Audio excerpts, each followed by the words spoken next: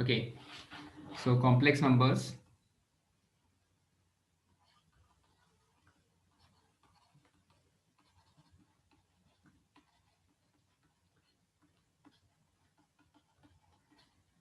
हाँ भाई, कल हमने कुछ क्वेश्चंस किए थे। आई गेस हमने कर लिए थे लेवल 1 के सारे क्वेश्चंस कर लिए थे। एक क्वेश्चन है वेरीफाई करना, वो वाला क्वेश्चन मैं स्किप कर रहा हूँ, so I shall directly start from level 2। Level 2 के कुछ क्वेश्चंस करेंगे और फिर नेक्स्ट कॉन्सेप्ट पढ़ेंगे। सो काफी इम्पोर्टेंट है ये questions. If I talk about JEE mains तो उसके लिए okay, let us start from question number 7. Find the real values of x and y for which the complex numbers this and this are conjugate of each other. Okay.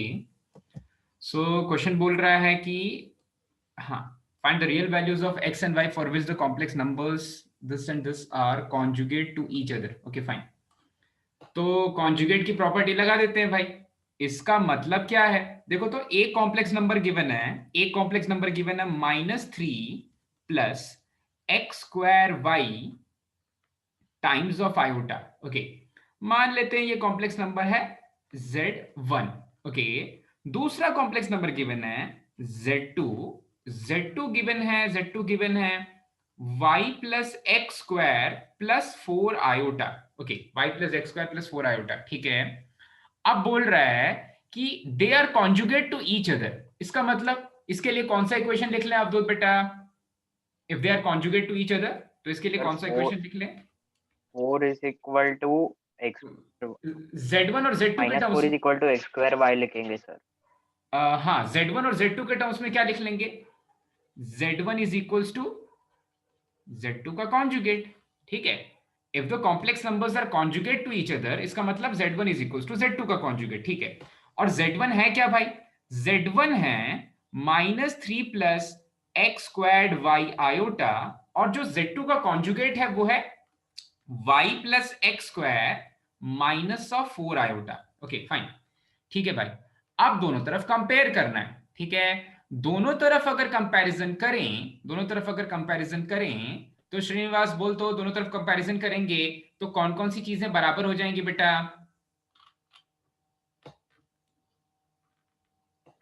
Srinivas, दोनों तरफ अगर comparison करेंगे तो कौन कौन सी चीजें बराबर हो जाएंगी? So -3 minus y, -3 will be equals to y plus x square. y plus x square, बिल्कुल सही। Real part will be equals to real part and imaginary part that is x squared y will be equals to imaginary part of R H is which is -4। अच्छा भाई, अब x और y की values निकालनी है, ठीक है। अब x और y की वैल्यूज निकालनी है तो किस तरह से करें सब्स्टिट्यूशन भाई? एक्स स्क्वायर की जगह पर क्या -4/y रख दें? हाँ, ये सब्स्टिट्यूशन ठीक लग रहा है, एक्स स्क्वायर की जगह पर -4/y रख लेते हैं, ठीक है। तो ये हो जाएगा -3 is equals to y plus x square is दूसरे वाले से -4 डिवाइडेड बाय y, ठीक है। अब इसको थोड़ा सा सॉल्व कर लो, y की वैल्यू नॉन जीरो होनी चाहिए, दिख चुका है क्योंकि y डिनोमिनेटर में आ गया है। तो ये हो जाएगा -3y is equals to y square -4 और y square plus 3y minus of 4 plus 3y minus of 4 will be equals to 0, ठीक है।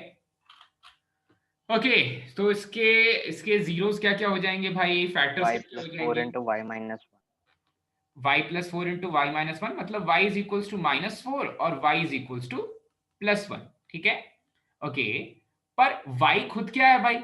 सो x square times of y is I've substituted y as -4 upon x square.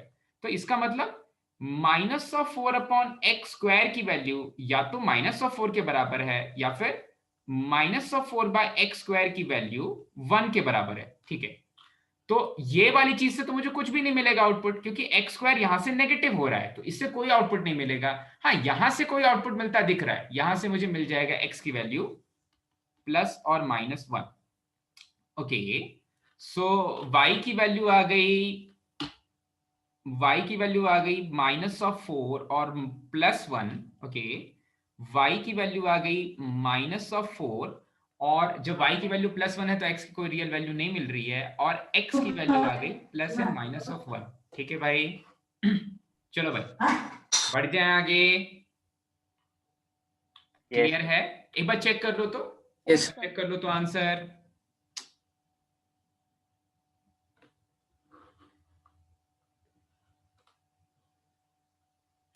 हाय समझनया, hi Nishchit, hi Madhura, Ayush. Hi sir. Ayush कल तेरे पास आया था पर तू मिला नहीं मुझे। ओके ठीक है। सर कहाँ है? अरे तेरे घर के ही पास आया था भाई। हाँ सच में देखा मैंने तेरा घर उधर अवधूत के घर आए थे। पार्क के पास। अवधूत के घर कौन जाता है यार, क्या बात कर रहा है, उधर घूमने आया था यार। अवधूत से मिलने थोड़ी ना आऊंगा। क्वेश्चन नंबर 8 है, what is the conjugate of या conjugate of okay I have the PDF also. तो जल्दी से खत्म करेंगे भाई, आज काफी सारी इंटरेस्टिंग चीजें पढ़नी है।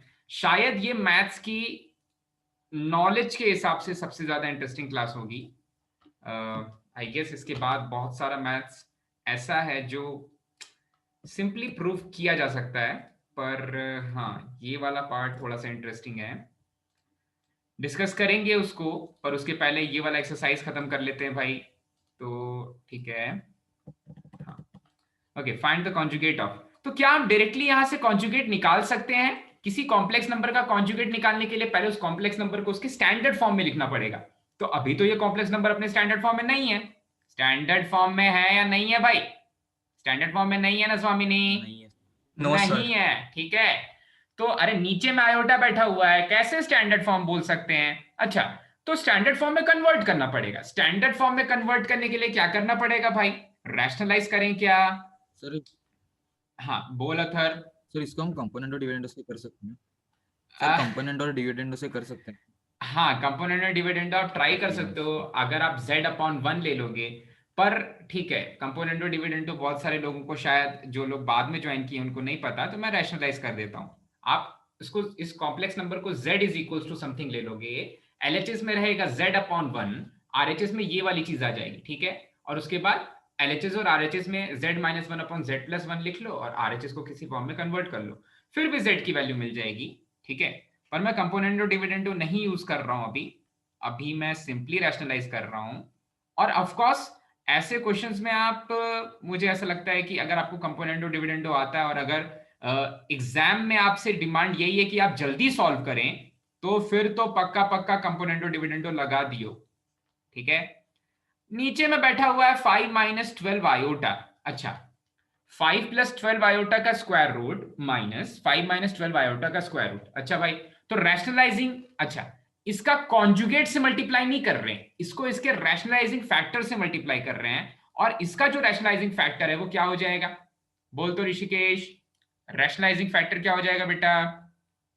Sir root of 5 + 12 root of 5 + 12 iota, बस उसी का प्लस ले लेंगे, plus square root of 5 - 12 iota divided by square root of 5 + 12 iota plus square root of 5 - 12 iota. Okay, ऐसा कुछ है। ओके, तो न्यूमरेटर में तो a और b, a+b का होल स्क्वायर है, a+b का होल स्क्वायर है, जहां पर a है 5 + 12 आयोटा और b है 5 - 12 आयोटा, ठीक है। यहां पर कंफ्यूज मत होना भाई, ये मेरी कला का ही प्रदर्शन है। यहां पर ये चीज है square root of 5 - 12 iota. Okay, तो a² + b², a² + b² + 2ab लिखोगे तो ये बन जाएगा a² that is 5 + 12 iota a² plus b² that is 5 - 12 iota plus 2 times of a multiplied by b। तो ये हो जाएगा स्क्वायर रूट के अंदर ही 5 + 12 आयोटा और 5 - 12 आयोटा। आपको पता है दोनों मिलके क्या बना देंगे भाई? दोनों मिलके क्या बना सकते हैं? 13 का स्क्वायर दे सकते हैं क्या? 5² प्लस, अरे बताया ना भाई, सिंपल सा लॉजिक है। जब भी 5 + 12 आयोटा 5 - 12 आयोटा होता है तो मैंने बोला भूल जाओ कि कैसे करना है, इसका स्क्वायर प्लस इसका स्क्वायर आता है फाइनल आउटपुट, ठीक है। तो 5² + 12² 13 का स्क्वायर। अरे 13 के स्क्वायर का स्क्वायर रूट क्या हो जाएगा समझने? माइनस ऑफ 13 और प्लस ऑफ 13 दोनों हो सकता है ना बेटा? 13 स्क्वायर Yes, का sir. स्क्वायर रूट, हाँ दोनों हो सकता है।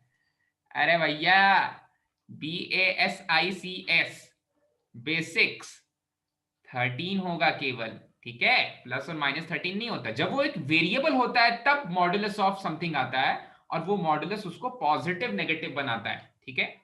अगर नेगेटिव है तो नेगेटिव से मल्टीप्लाई करके पॉजिटिव बना देता है, ओके। तो ये वाली चीज ऐसे न्यूमरेटर में आ गई। अब डिनोमिनेटर कैसा दिख रहा है? तो डिनोमिनेटर तो a plus b a minus b वाला फॉर्म है, तो डिनोमिनेटर हो जाएगा 5 plus 12 iota a square minus b square 5 minus 12 iota, ठीक है।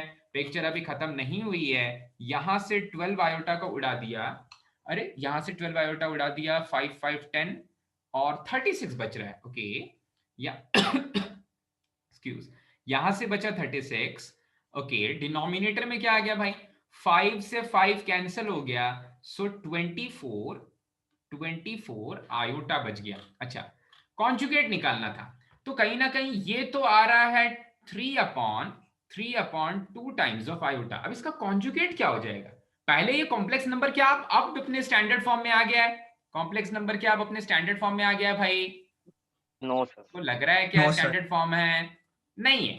तो ऊपर नीचे किस चीज से मल्टीप्लाई कर दें?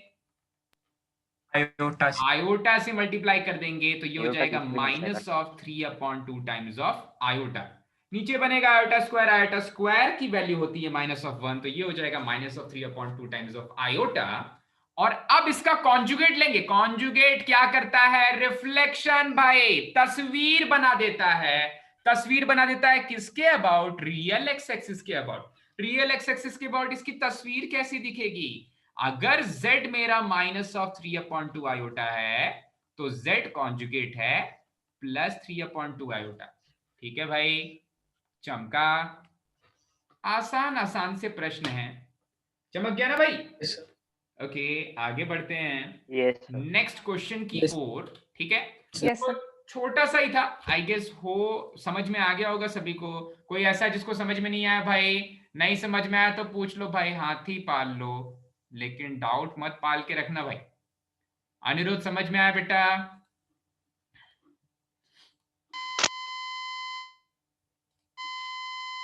मत बोलो, जाने दो। ये क्या बोलते हैं इसको, बंद कर लो। क्या बोलते हैं यार जिससे आवाज आती है? हाँ, स्पीकर बंद कर लो भाई बंद। हाँ ठीक है, 9th वाले क्वेश्चन पे आ जाते हैं। नेक्स्ट वाला क्वेश्चन इन क्लास एक्सरसाइज का क्वेश्चन नंबर 9।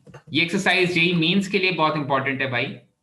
जेई मेंस के पर्सपेक्टिव से कुछ क्वेश्चंस आपको दिखेंगे कि इस एक्सरसाइज से आए हुए हैं प्रीवियस जेई मेंस में। और एक ही सबसे बड़ा जो फॉर्मूला है z bar z conjugate is modulus of z का होल स्क्वायर, वही फॉर्मूले पे बेस्ड ढेर सारे क्वेश्चंस पूछे गए। बहुत ही इंटरेस्टिंग चीज है। धीरे धीरे आगे बढ़ेंगे। Find the complex numbers that satisfy the equation. यहां पर इक्वेशन गिवन है कि कॉम्प्लेक्स नंबर का स्क्वायर करते हैं तो उसके कॉन्जुगेट के बराबर हो जाता है, तो वो कॉम्प्लेक्स नंबर कैसा दिखेगा, ठीक है। पर बोल रहा है आप कॉम्प्लेक्स नंबर ये ले लो, ठीक है। तो जो बिल्कुल देसी होते हैं ना भाई, जो बिल्कुल देसी लोग होते हैं, कॉम्प्लेक्स नंबर के ढेर सारे फॉर्म्स होते हैं। एक होता है पोलर फॉर्म, एक होता है ऑयलर्स फॉर्म, एक होता है x प्लस आयोटा y वाला फॉर्म, क्योंकि अलजेब्रिक फॉर्म होता है, ठीक है। तो जो बिल्कुल देसी लोग होते हैं ना, वो जेई एडवांस्ड में भी यही वाला फॉर्म यूज करते हैं, ठीक है। ये वाला फॉर्म एकदम छोटे छोटे क्वेश्चंस के लिए तो अच्छा फॉर्म है, ठीक है। इससे छोटे छोटे क्वेश्चंस कॉम्प्लेक्स नंबर्स के सॉल्व हो जाएंगे। पर जो बड़े बड़े क्वेश्चंस होते हैं ना, उनको पोलर फॉर्म से, मतलब ट्रिग्नोमेट्री का यूज करके, या ऑयलर्स फॉर्म से, वो आज पढ़ेंगे, वो दोनों फॉर्म्स क्या होते हैं, उनसे सॉल्व होते हैं। तो यहां पर तो ये क्वेश्चन चीख चीख के बोल रहा है कि z को ले लो भैया x प्लस आयोटा y। तो अगर वो खुद ही बोल रहा है तो ले लेते हैं भाई, z को ले लिया x plus iota y, z square की वैल्यू चाहिए, इसका मतलब x प्लस आयोटा y लिख करके इसका स्क्वायर कर देते हैं और RHS में लिख देते हैं z का कॉन्जुगेट। और RHS में जो z का कॉन्जुगेट है अनीशा, वो क्या हो जाएगा बेटा? x minus iota times of y, okay. अब इसका LHS का स्क्वायर करना है, LHS का स्क्वायर करना है। चलो तो भैया आयुष बोल दे तो LHS का स्क्वायर क्या हो जाएगा बेटा? x² - y + 2 x iota y। X square minus y square होगा प्लस 2 आयोटा एक्स वाई, ठीक है। This will be equals to x minus iota y. अब आपको फिर से एक्स और वाई की वैल्यू निकालनी है, बिल्कुल वही पुरानी वाली कहानी, ठीक है सानिका, बिल्कुल वही पुरानी वाली कहानी। और यहां पर वो पुरानी कहानी में कोई ट्विस्ट नहीं है भाई, आपको रियल पार्ट को रियल पार्ट से और इमेजिनरी पार्ट को इमेजिनरी पार्ट से इक्वेट कर देना है। तो रियल पार्ट है x square minus y square LHS का, आरएचएस का जो रियल पार्ट है वो एक्स है, इन दोनों को इक्वेट कर देंगे और एलएचएस और आरएचएस में जो real part imaginary part sorry imaginary parts हैं रिस्पेक्टिव कॉरेस्पॉन्डिंग इमेजिनरी पार्ट्स, उन दोनों को भी इक्वेट कर दिया। अच्छा, तो यहां से दूरदर्शी बन के बताओ तो भाई कौन सा इक्वेशन ज्यादा फायदेमंद होगा यूज करना, कौन सा इक्वेशन ज्यादा फायदेमंद? सेकंड वाला, हाँ पकड़। कैसा विक्रम बेताल की आवाज क्यों आ रही है भाई, ये किससे आ रही है यार? तुमने विक्रम वेदा देखा है क्या? एक साउथ इंडियन मूवी है, south Indian in the sense मैं भूल गया कौन सी भाषा में है। ए यार ये कौन है, मैं निकाल दूंगा, मैं बता दे रहा हूं, तमाशे मत करो। ओके, सेकंड वाले जो इक्वेशन है उसको यूज करेंगे तो ये कुछ ऐसा दिखेगा, 2 times of x times of y plus y is equal to 0। तो आप बोलोगे सर यहां से अगर वाई कॉमन ले लिया तो 2x plus 1 is equal to 0। तो दूसरा वाला इक्वेशन 2 अंडे दे रहा है भाई, नहीं, एक है y प्लस सॉरी एक है y इक्वल टू 0, एक तो अंडा दिया, दूसरा है x is equal to minus of half, ठीक है। या तो y 0 है या फिर x माइनस ऑफ हाफ है। अच्छा ठीक है, y 0 है, अगर y 0 है तो क्या सॉल्यूशंस आ सकते हैं, और अगर x माइनस ऑफ हाफ है तो क्या सॉल्यूशंस आ सकते हैं, ठीक है। तो अब ये दोनों इक्वेशंस, ये दोनों वैल्यूज में रखता हूं एलएचएस में और देखता हूं कि जब y की वैल्यू 0 है, ठीक है, if y is equals to 0 तो x की क्या वैल्यू आ जा रही, ठीक है। y की वैल्यू 0 रखेंगे तो एक्स स्क्वायर माइनस एक्स की वैल्यू आ जाएगी 0, मतलब x कॉमन ले लिया तो x माइनस 1 आ जाएगा 0। तो या तो x 0 आएगा या फिर x आ जाएगा 1, ठीक है। जब y की वैल्यू 0 है तो या तो x 0 आ जाएगा या फिर x आ जाएगा 1, ठीक है ओके। और जब y, अभी देखेंगे कि ये सारी चीजें सेटिस्फाई हो रही हैं नहीं हो रही हैं। फिर दूसरा केस है जब दूसरे वाले केस में x की वैल्यू माइनस ऑफ हाफ ले रहा है, ओके। तो जब x की वैल्यू माइनस ऑफ हाफ है तब देखो तो x की वैल्यू माइनस ऑफ हाफ में रखता हूं पहले वाले इक्वेशन में, तो y स्क्वायर की वैल्यू क्या आ जाएगी, x की वैल्यू माइनस ऑफ हाफ है, implies x square minus y square, मतलब 1/4 minus of y square is equals to x, that is minus of half, okay. So y squared will become 1/4 plus 1/2, okay, और y square will become, ये कितना हो जाएगा, 3/4 हो जाएगा। So y will be equals to plus and minus √3/2, okay, plus and minus √3/2। काफी भिन्न भिन्न वैल्यूज मिल गई हैं। अब चेक करते हैं कि क्या ये सारी की सारी वैल्यू सेटिस्फाई कर रही हैं। तो सभी की जोड़ियां बना के चेक करो भाई, सभी की जोड़ियां बना के चेक करते हैं कि ये जो चीज हो रही है ये कहां कहां पर सेटिस्फाई कर रही है, okay. y is equals to 0, इस वाले इक्वेशन को, अच्छा x और y में अलग अलग इक्वेशन बन गए हैं, तो मैं काम करता हूं कि ये चेक करता हूं कि कॉम्प्लेक्स नंबर्स को सेटिस्फाई कर रहे हैं नहीं कर रहे हैं। तो मुझे कौन कौन से कॉम्प्लेक्स नंबर्स मिल गए भाई, जब x 0 है और y भी 0 है तो एक तो कॉम्प्लेक्स नंबर मिल गया z1 is equals to 0 plus 0 iota, ये पहला वाला कॉम्प्लेक्स नंबर है। फिर जब x 1 है और y 0 है, जब x 1 है और y 0 है तो दूसरा कॉम्प्लेक्स नंबर मिल जाएगा, x की वैल्यू रखी 1, y की वैल्यू रखी 0, तो ये मिल गया। अच्छा, तीसरा कॉम्प्लेक्स नंबर जब x की वैल्यू माइनस ऑफ हाफ है और y की वैल्यू प्लस √3/2 है, ठीक है। तो चौथा कॉम्प्लेक्स नंबर मिल गया जब x की वैल्यू माइनस ऑफ हाफ है और y की वैल्यू प्लस √3/2 है, ये मिल गया। और लास्ट वाला जो कॉम्प्लेक्स नंबर मिल रहा है वो ये हो जाएगा भाई, जब x की वैल्यू माइनस ऑफ हाफ है और y की वैल्यू माइनस ऑफ √3/2 है, ठीक है। तो ये 4 कॉम्प्लेक्स नंबर्स मिल रहे हैं, 4 कॉम्प्लेक्स नंबर्स मिल रहे हैं करेस्पॉन्डिंग अब मैं एक बार वापस जाके चेक करता हूं। वापस जाके क्यों चेक करना है? क्योंकि मैंने आपको कल एक टर्म बताया था, एक्सट्रीनियस रूट्स वाले टर्म बताए थे, ठीक है। एक्सट्रीनियस रूट्स का मतलब होता है कि कभी कभी हम चीजों को जब स्क्वायर करते हैं, स्क्वायर करना नहीं रहता है, तो मुझे कभी कभी एक्स्ट्रा रूट्स मिल जाते हैं जो एक्चुअली इक्वेशन को सेटिस्फाई नहीं करते हैं, ठीक है। और आपको ये चीज कहां पर दिखेगी? मैंने इस वीक का एक क्वेश्चन दिया हुआ है, secant x plus cosecant x is equal to 2√2। उसमें भी जब आप उसको स्क्वायर करके सॉल्व करोगे, स्क्वायर करके सॉल्व करना ही केवल एक ही तरीका है उसको आगे बढ़ने का, मतलब उसको आगे सॉल्व करने का, और वो है उसको स्क्वायर करना पड़ेगा। और जब स्क्वायर करोगे तो आपको कुछ एक्स्ट्रा रूट्स मिलेंगे जिसको आपको नेगेट करना है। तो एक्स्ट्रा रूट्स को नेगेट करने का तरीका क्या है भाई? हो सकता है यहां पर एक्स्ट्रा रूट्स मिल रहे हो, तो आप वापस चले जाओ इक्वेशन के पास। इक्वेशन बोल रहा था z स्क्वायर की वैल्यू z कॉन्जुगेट के बराबर है। क्या पहले वाले इक्वेशन उसको सेटिस्फाई कर रहा है? क्या पहले वाले इक्वेशन का होल स्क्वायर, मतलब इस वाली चीज का, अरे तो जीरो ही है, तो इसका होल स्क्वायर, जीरो का होल स्क्वायर क्या जीरो के कॉन्जुगेट के बराबर होता है भाई?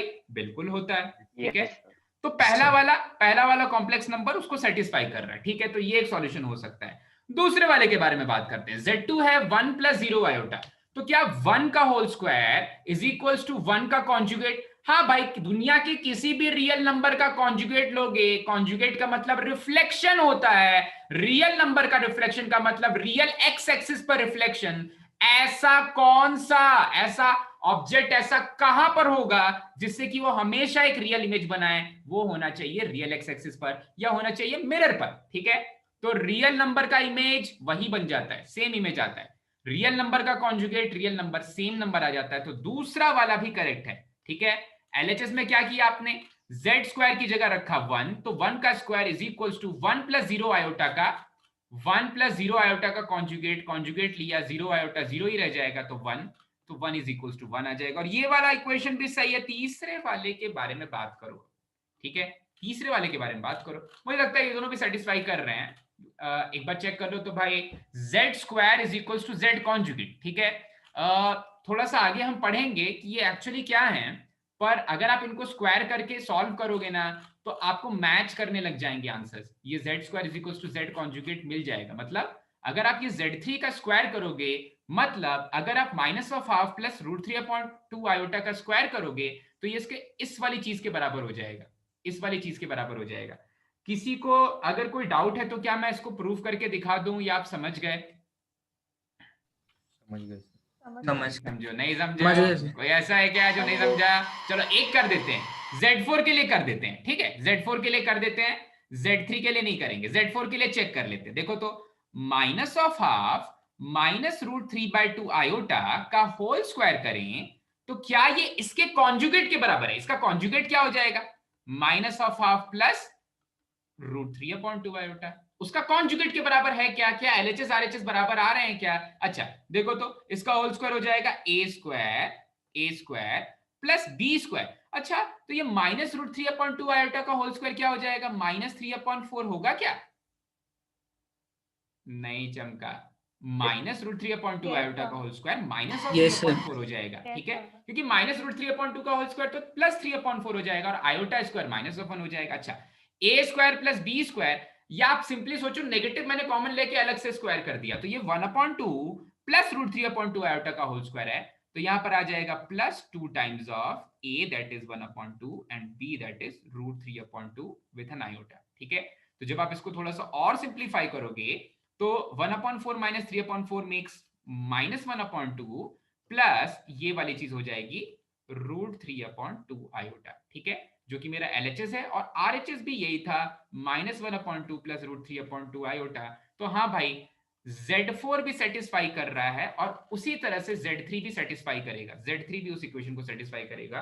तो आपको मिलेंगे 4 सॉल्यूशंस, ठीक है, 4 सॉल्यूशंस मिलेंगे। बहुत अजीब सी चीज हो रही है यहां पर। कॉम्प्लेक्स नंबर तो एक क्वाड्रेटिक है, एक क्वाड्रेटिक कॉम्प्लेक्स नंबर है, quadratic complex number is equal to एक कॉन्जुगेट है।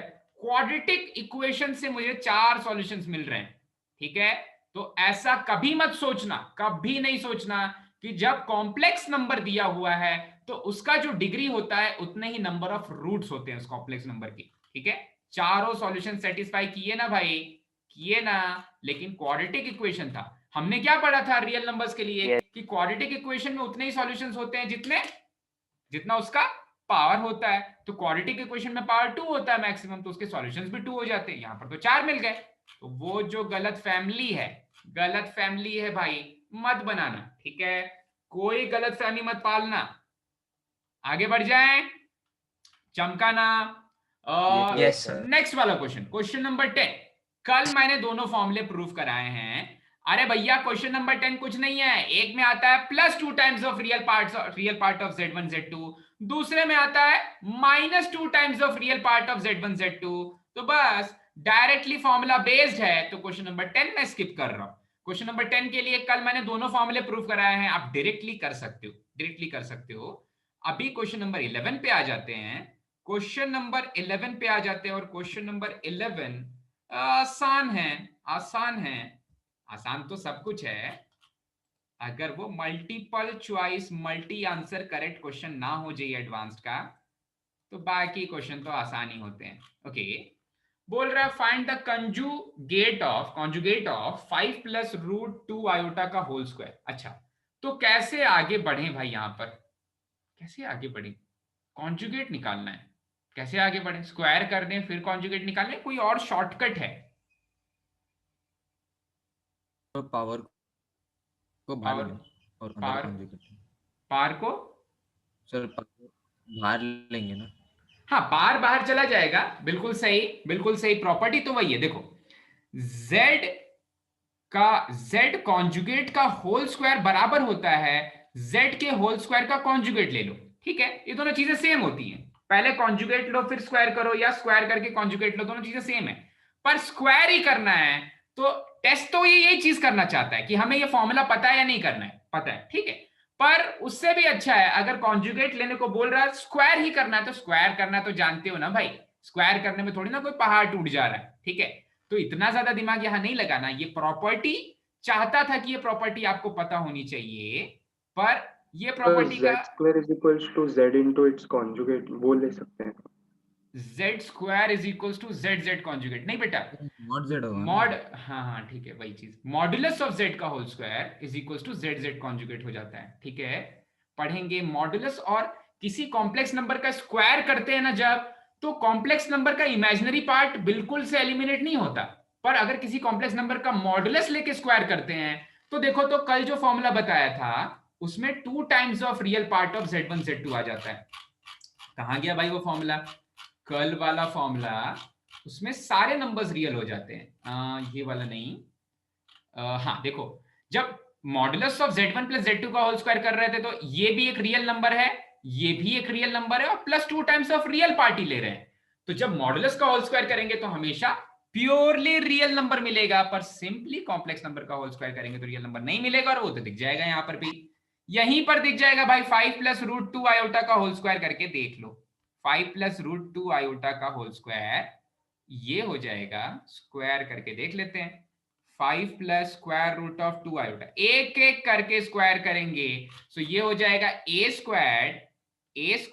प्लस b² प्लस 2 × 5 × √2 आयोटा, ठीक है? समझ में आ गया ना भाई सभी को?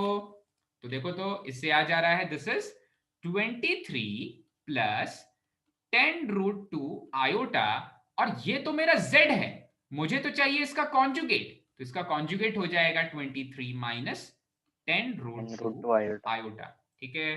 सिंपल सा चीज था, तो ज्यादा दिमाग नहीं लगाया। क्वेश्चन नंबर 11, ये तो लेवल 1 का क्वेश्चन भी नहीं होना चाहिए भाई, ठीक है?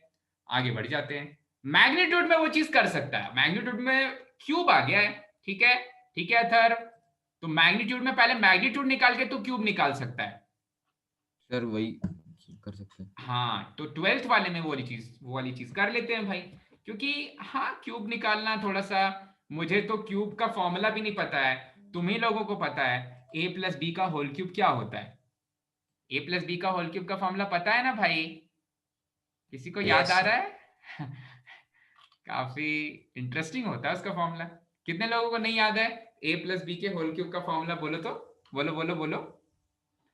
चलो रेज योर हैंड, कितने लोगों को a + b के होल क्यूब का फॉर्मूला नहीं पता है?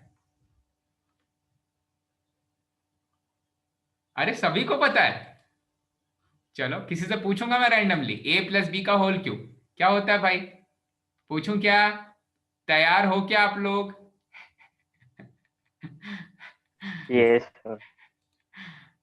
अरे निखिल तैयार है? पूछूं? निखिल बोल। ओके, मजाक कर रहा हूं। ओके, सो मैग्नीट्यूड के भी जो प्रॉपर्टी है बिल्कुल सेम, जैसे कॉन्जुगेट है, मैग्नीट्यूड भी डिस्ट्रीब्यूटिव होता है। तो मैं क्या करूंगा यहां पर, मुझे बोल रहा है कि z जो है वो 3 + 2 आयोटा का होल क्यूब है, और मुझे निकालना है मैग्नीट्यूड ऑफ z। इसका मतलब मुझे निकालना है मैग्नीट्यूड ऑफ 3 + 2 आयोटा का होल क्यूब। ठीक है, मैग्नीट्यूड ऑफ 3 + 2 आयोटा का whole cube. So instead of finding, अच्छा ये तो लगा ही दिया मैंने थोड़ा सा गड़बड़ लिखा है। पहले ये नहीं निकालना है, पहले ये निकालना है 3 + 2 आयोटा का होल क्यूब करके उसका मैग्नीट्यूड निकालना था। ठीक है, पर ये वाली चीज को हम सेम ऐसा लिख सकते हैं। देखना भाई, बहुत क्रिटिकल सी चीज है, छोटी सी चीज लग रही है, पर एग्जाम में अगर नहीं याद रहा तो तोते उड़ जाएंगे भाई। तो ये है 3 + 2 आयोटा, इसका पहले मॉडुलस निकाल लो भाई, फिर उसका होल क्यूब ले लो। ठीक है, अरे आप खाना खाते हो ना भाई, खाना खाने के बाद डेजर्ट खाते हो ना, डेजर्ट खाते हो ना। डेजर्ट मतलब रेगिस्तान वाला डेजर्ट नहीं, डेजर्ट मतलब मिठाई वाला डेजर्ट। ठीक है, तो वैसी चीज ही है, दोनों ही चीजें खानी है आपको, दोनों ही चीजें खानी है। तो पहले जो अच्छा लगता है उसको खा लो, पहले डेजर्ट खा लो फिर खाना खा लेना। तो ये वही वाली चीज है, पहले मॉडुलस निकाल लो फिर क्यूब कर लेना। तो मॉडुलस निकाल लो भाई, इसका मॉडुलस हो जाएगा 3 का, इसका मॉडुलस हो जाएगा स्क्वायर रूट ऑफ, देखो तो 3 का स्क्वायर प्लस, अरे यहां पर मैं 2 का स्क्वायर के लिए क्यों ले रहा हूं, यहां पर तो मुझे 2 आयोटा का स्क्वायर लेना चाहिए। 2 का स्क्वायर क्यों ले रहे हैं खुशी? 2 आयोटा का होल स्क्वायर होना चाहिए ना, तो -2 आ जाएगा ना। नहीं तो क्या? अच्छा, फॉर्मूला ये बोलता है जब मैं मैग्नीट्यूड निकालता हूं तो, कि आपको real part of complex number का whole square plus imaginary part of complex number का होल स्क्वायर करना है। और imaginary part of complex number मेरा है imaginary, Khushi imaginary part of complex number क्या है बेटा? 2 है। ठीक है, तो यहां से आउटपुट आ जाएगा, ये वाली चीज तो निकालनी है और इस वाली चीज का होल क्यूब निकालना है। तो ये आ जाएगा स्क्वायर रूट ऑफ 13 का होल क्यूब। अरे स्क्वायर रूट ऑफ 13 का होल क्यूब, ये क्या हो जाएगा? 13 raise to the power 3/2। 3/2। Okay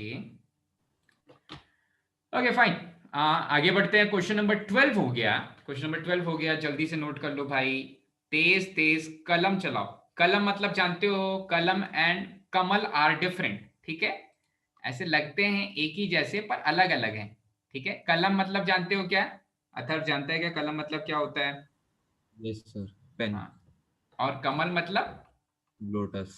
हाँ, ऐसा मैं किसी का एडवर्टाइजमेंट नहीं कर रहा हूं। ओके, क्वेश्चन नंबर 13 पे आ जाते हैं। मल्टीप्लिकेटिव इनवर्स, ये मल्टीप्लिकेटिव इनवर्स क्या होता है? मल्टीप्लिकेटिव इनवर्स का मतलब क्या होता है? देखो तो सर उस चीज से मल्टीप्लाई करेंगे तो आंसर 1 आ जाए। हाँ, उस चीज को किससे मल्टीप्लाई करें कि आंसर 1 आ जाए। ठीक है, तो देखो तो ये देखो, अगर अगर आपको मैंने 3 दे दिया तो आप 3 को किस चीज से मल्टीप्लाई करोगे कि आंसर 1 आ जाए? 1/3 से। ठीक है, तो जब मल्टीप्लिकेटिव इनवर्स निकालना होता है तो सिंपली हमें क्या करना पड़ता है? 1/that नंबर ले लेना चाहिए। ठीक है, तो यहां पर भी अगर इस नंबर का मल्टीप्लिकेटिव इनवर्स निकालना है तो मैं क्या कर लूं भाई, पहले तो इसको स्टैंडर्ड फॉर्म में कन्वर्ट करें। तो पहले तो ये है iota plus 1 iota plus 2 divided by iota -1 iota -2। ठीक है, तो पहले इसका स्टैंडर्ड फॉर्म, चलो तो भाई ऊपर से मल्टीप्लाई करना शुरू करते हैं। Iota multiplied by iota is -1, फिर iota multiplied by 2 is 2 iota, फिर iota multiplied by 1 is iota and 2 multiplied by 1 is 2। ठीक है, divided by iota multiplied by iota is -1, iota multiplied by -2 is -2 iota, फिर -iota और फिर से +2 आ जाएगा।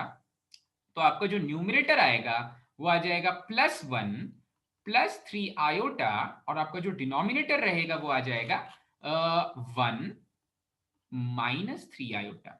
Okay, 1 -3 iota 1 + 3 iota. अभी भी ये कॉम्प्लेक्स नंबर अपने स्टैंडर्ड फॉर्म में नहीं है, तो अब इसको इसके कॉम्प्लेक्स कॉन्जुगेट से मल्टीप्लाई डिवाइड कर दो। इसके कॉम्प्लेक्स कॉन्जुगेट से मल्टीप्लाई डिवाइड करने का मतलब, इसके कॉम्प्लेक्स कॉन्जुगेट से मल्टीप्लाई डिवाइड करने का मतलब समझने आया। कॉम्प्लेक्स कॉन्जुगेट क्या हो जाएगा बेटा इसका? 1 + 3 आयोटा। 1, बिल्कुल सही। तो 1 + 3 आयोटा से मल्टीप्लाई डिवाइड कर देते हैं। 1 + 3 आयोटा से मल्टीप्लाई डिवाइड कर दिया तो ऊपर वाला हो जाएगा a² + b² + 2ab, ठीक है। और नीचे वाला हो जाएगा a² + b², ठीक है। ऐसा हो जाएगा a² + b², a² + b² + 2ab। अच्छा, तो ऊपर वाली चीज बन गई -8 + 6 आयोटा, डिनोमिनेटर बन गया +10, ठीक है। अब ये तो मेरा जो कॉम्प्लेक्स नंबर है वो आया। इसका मल्टीप्लिकेटिव इनवर्स निकालने के लिए क्या करना पड़ेगा? इसका मल्टीप्लिकेटिव इनवर्स निकालने के लिए भाई क्या करें? पलट दें क्या? हाँ, रेसिप्रोकल लेना पड़ेगा, तो पलट देते हैं। तो z जो है वो आया -8, या आप चाहो तो इसको -4 + 3 आयोटा बाय 5 लिख सकते हो। तो मल्टीप्लिकेटिव इनवर्स जो इसका हो जाएगा 1/z। 1/z हो जाएगा 5 डिवाइडेड बाय -4 + 3 आयोटा। अच्छा, अभी भी ये कॉम्प्लेक्स नंबर, अरे जो रिजल्टेंट कॉम्प्लेक्स नंबर है जो z प्राइम मान लेते हैं, ये मल्टीप्लिकेटिव इनवर्स है, 1/z करना पड़ा, पर ये स्टैंडर्ड फॉर्म में नहीं है। तो फिर से इसको इसके कॉम्प्लेक्स कॉन्जुगेट से मल्टीप्लाई करना पड़ेगा। -4 - 3 आयोटा और -4 - 3 आयोटा से मल्टीप्लाई डिवाइड करोगे। डिनोमिनेटर में, न्यूमरेटर में तो बन गया -20 - 15 आयोटा, पर जो डिनोमिनेटर है वो अब बन जाएगा a² + b²। a² that is 16 और b² दैट इज 9, ठीक है। तो ये आ जाएगा -20 - 15 आयोटा डिवाइडेड बाय 25। थोड़ा सा सिंप्लीफाई करोगे तो ये हो जाएगा -4 - 3 आयोटा डिवाइडेड बाय 5, ठीक है। किसी को कोई डाउट इसमें? सभी ने कर लिया था ना यहां तक? मैं थोड़ा स्लो कर रहा हूं। Yes sir. पर आप Yes, लोग sir. तो पहले ही करके Yes, बैठे sir. हुए थे, ठीक है। बढ़ जाए आगे भाई। Yes, चलो, यस सर। क्वेश्चन नंबर 13 हो गया। क्वेश्चन नंबर 14 पे Yes, हम sir. आज नहीं आएंगे। हम आज क्वेश्चन नंबर 14 को नहीं करेंगे। मैं नेक्स्ट एक्सरसाइज जब डिस्कस कर लूंगा तब हम क्वेश्चन नंबर 14 फिर से डिस्कस करेंगे। क्वेश्चन नंबर 14 दूसरे तरीके से करना चाहते हैं तो अभी वो क्वेश्चन नहीं कर रहे हैं। अब आ जाते हैं क्वेश्चन नंबर 15 पे। ऐसा नहीं है कि हम क्वेश्चन नंबर 14 स्किप कर रहे हैं, नेक्स्ट एक्सरसाइज के बाद ये वाले क्वेश्चन पे आ जाएंगे। ओके, अभी देखते हैं क्वेश्चन नंबर 15 में क्या बोल रहा है। Question number 15 is, okay, question number 15 is बिल्कुल सिंपल से क्वेश्चन है, घबराना नहीं है। Complex number is the easiest of all the chapters. Okay, यहां पर बोल रहा है z is a complex number with magnitude of z is equal to 1। अब देखना, मैं धीरे धीरे जब थोड़ा सा और चीजें कंप्लीट हो जाएंगी तो I will start solving previous year questions, 1-2 question, 2-3 question starting में। और आप देखोगे कि जेई मेंस हर 2 साल में एक क्वेश्चन ऐसा पूछता है जहां पर मैग्नीट्यूड ऑफ z दिया रहता है और मुझे वो फॉर्मूला यूज करना पड़ता है। कौन सा फॉर्मूला यूज करना पड़ता है भाई? फॉर्मूला यूज करना रहता है मॉडुलस ऑफ z का whole square is z conjugate, ठीक है। यही वाला फॉर्मूला हर जगह यूज करना पड़ता है। और इंटरेस्टिंग चीज, 2014-15 के बाद जो उन्होंने क्वेश्चंस पूछे हैं उसमें उन्होंने मोस्टली मॉडुलस ऑफ z को 1 ही दिया है। इससे एक और खास बात निकलती है।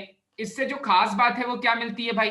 देखो तो, अगर मॉडुलस ऑफ z का होल स्क्वायर 1 के बराबर है, सॉरी, पहले तो उन्होंने दे दिया था मॉडुलस ऑफ z 1 के बराबर है, तो अगर मैं दोनों तरफ स्क्वायर करूंगा तो मॉडुलस ऑफ z का होल स्क्वायर भी 1 के बराबर होगा, ठीक है।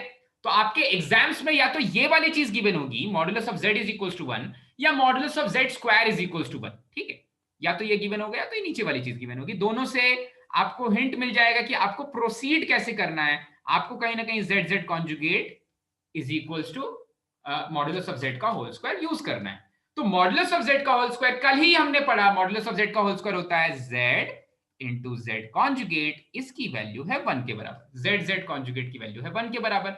इसका मतलब जो z कॉन्जुगेट है, इसका मतलब जो z कॉन्जुगेट है वो क्या होगा? 1/z के बराबर हो जाएगा। z कॉन्जुगेट 1/z के बराबर है, ठीक है। अब आप देखना, आपके क्वेश्चन के संसार में कहीं पर 1/z दिया होगा पक्का। अगर mod of z is equal to 1 given है तो संसार में कहीं ना कहीं 1/z आ ही रहा होगा, ठीक है। और यहां पर भी दिख गया वो 1/z। तो उस 1/z की जगह पर क्या लिखें? Z conjugate. z conjugate. conjugate. देखो तो फिर ये हो जाएगा z प्लस, पहले था z plus 1/z is equals to x plus iota y is equals to x plus iota y, पर 1/z खुद ही है z कॉन्जुगेट, तो ये एक्चुअली में है z प्लस z कॉन्जुगेट, इसकी वैल्यू है x प्लस आयोटा y के बराबर। अच्छा, अब अगर आप एक कॉम्प्लेक्स नंबर को उसके कॉम्प्लेक्स कॉन्जुगेट से ऐड करते हो तो इमेजिनरी पार्ट गायब हो जाता है, बचता है केवल रियल पार्ट। रियल पार्ट बचता है, रियल पार्ट बचता है, तो इसका मतलब ये वाली चीज किसको किसको समझ में आ गई कि रियल पार्ट बचता है? कोई ऐसा है क्या जिसको नहीं समझ में आया? 0 हो जाएगा ना सर वो। नहीं आया? आया क्या? आ गया सर। आया? अरे कोई ऐसा है जिसको नहीं समझ में Yes, आया sir. भाई? कोई ऐसा बालक बालिका? No sir. ये कौन है? हमें दिख नहीं रही है, हमें दिख नहीं रहा है, क्या बोल रहा हूं मैं? हमें तू नहीं दिख रहा है? हमें, अरे कहाँ गया भाई ऋषिकेश? कोई जगह भाई? ऋषिकेश भी नहीं दिख गया। ऋषिकेश को जगह यार, ये बेचारा परेशान है। इसको, हमें मेरी आवाज आ रही है? टिक ऑफ बकेट लिस्ट, तो ये हमें की आवाज आ रही है क्या? हमें बोल, हमें बोल, लॉग आउट करके लॉग इन। नेटवर्क प्रॉब्लम है उसका। उसने कुछ बोला भाई, ठीक है। सर क्वेश्चन रिपीट करो सर। हाँ नेटवर्क क्वेश्चन चला रिपीट करता हूँ। हाँ नेटवर्क चला गया था, वापस आ गया ना। आप सुन, क्वेश्चन ऐसा है कि हमें z किसी भी कॉम्प्लेक्स नंबर को अगर उसके कॉम्प्लेक्स कॉन्जुगेट से ऐड कर देते हैं, कॉम्प्लेक्स नंबर को उसके कॉम्प्लेक्स कॉन्जुगेट से ऐड करते हैं, तो वो प्योरली रियल होता है या प्योरली इमेजिनरी होता है? सर प्योरली रियल होगा सर। प्योरली रियल होगा, ठीक है, बिल्कुल सही है। तो प्योरली रियल होगा तो आरएचएस में कौन सी चीज धोखा है? कौन सी चीज धोखा कर रही है? ये y धोखा कर रहा है। Iota one. y तो शून्य होना, अरे आयोटा का भी जिंदगी में जीरो हुआ है क्या? वो तो बेचारा स्क्वायर रूट ऑफ -1 है। वो तो पूरे के पूरे संसार ऑफ इमेजिनरी नंबर्स को डिफाइन करने के लिए एक वैल्यू हमने डिफाइन की थी, और वो कभी जीरो नहीं हो सकता। इसका मतलब square root of -1 multiplied by y zero है, और अगर स्क्वायर रूट ऑफ -1 जीरो नहीं है तो y जीरो। अगर y जीरो है तो ये क्या पूछ रहा है भाई? ये x मल्टीप्लाइड बाय y पूछ रहा है, x निकालने की जरूरत ही नहीं है, ठीक है, x y भी जीरो होगा। चमका क्या? काफी फालतू सा क्वेश्चन, पर ये बड़े बड़े जेईई मेंस के क्वेश्चन का एक छोटू सा पार्ट है। सीखने को क्या मिला? z bar is mod of z का होल स्क्वायर। ये किसी भी तरह से किसी भी फॉर्म में पूछा जा सकता है, बच के रहना भाई, ठीक है? तोते उड़ जाएंगे एग्जाम में अगर नहीं हुआ तो।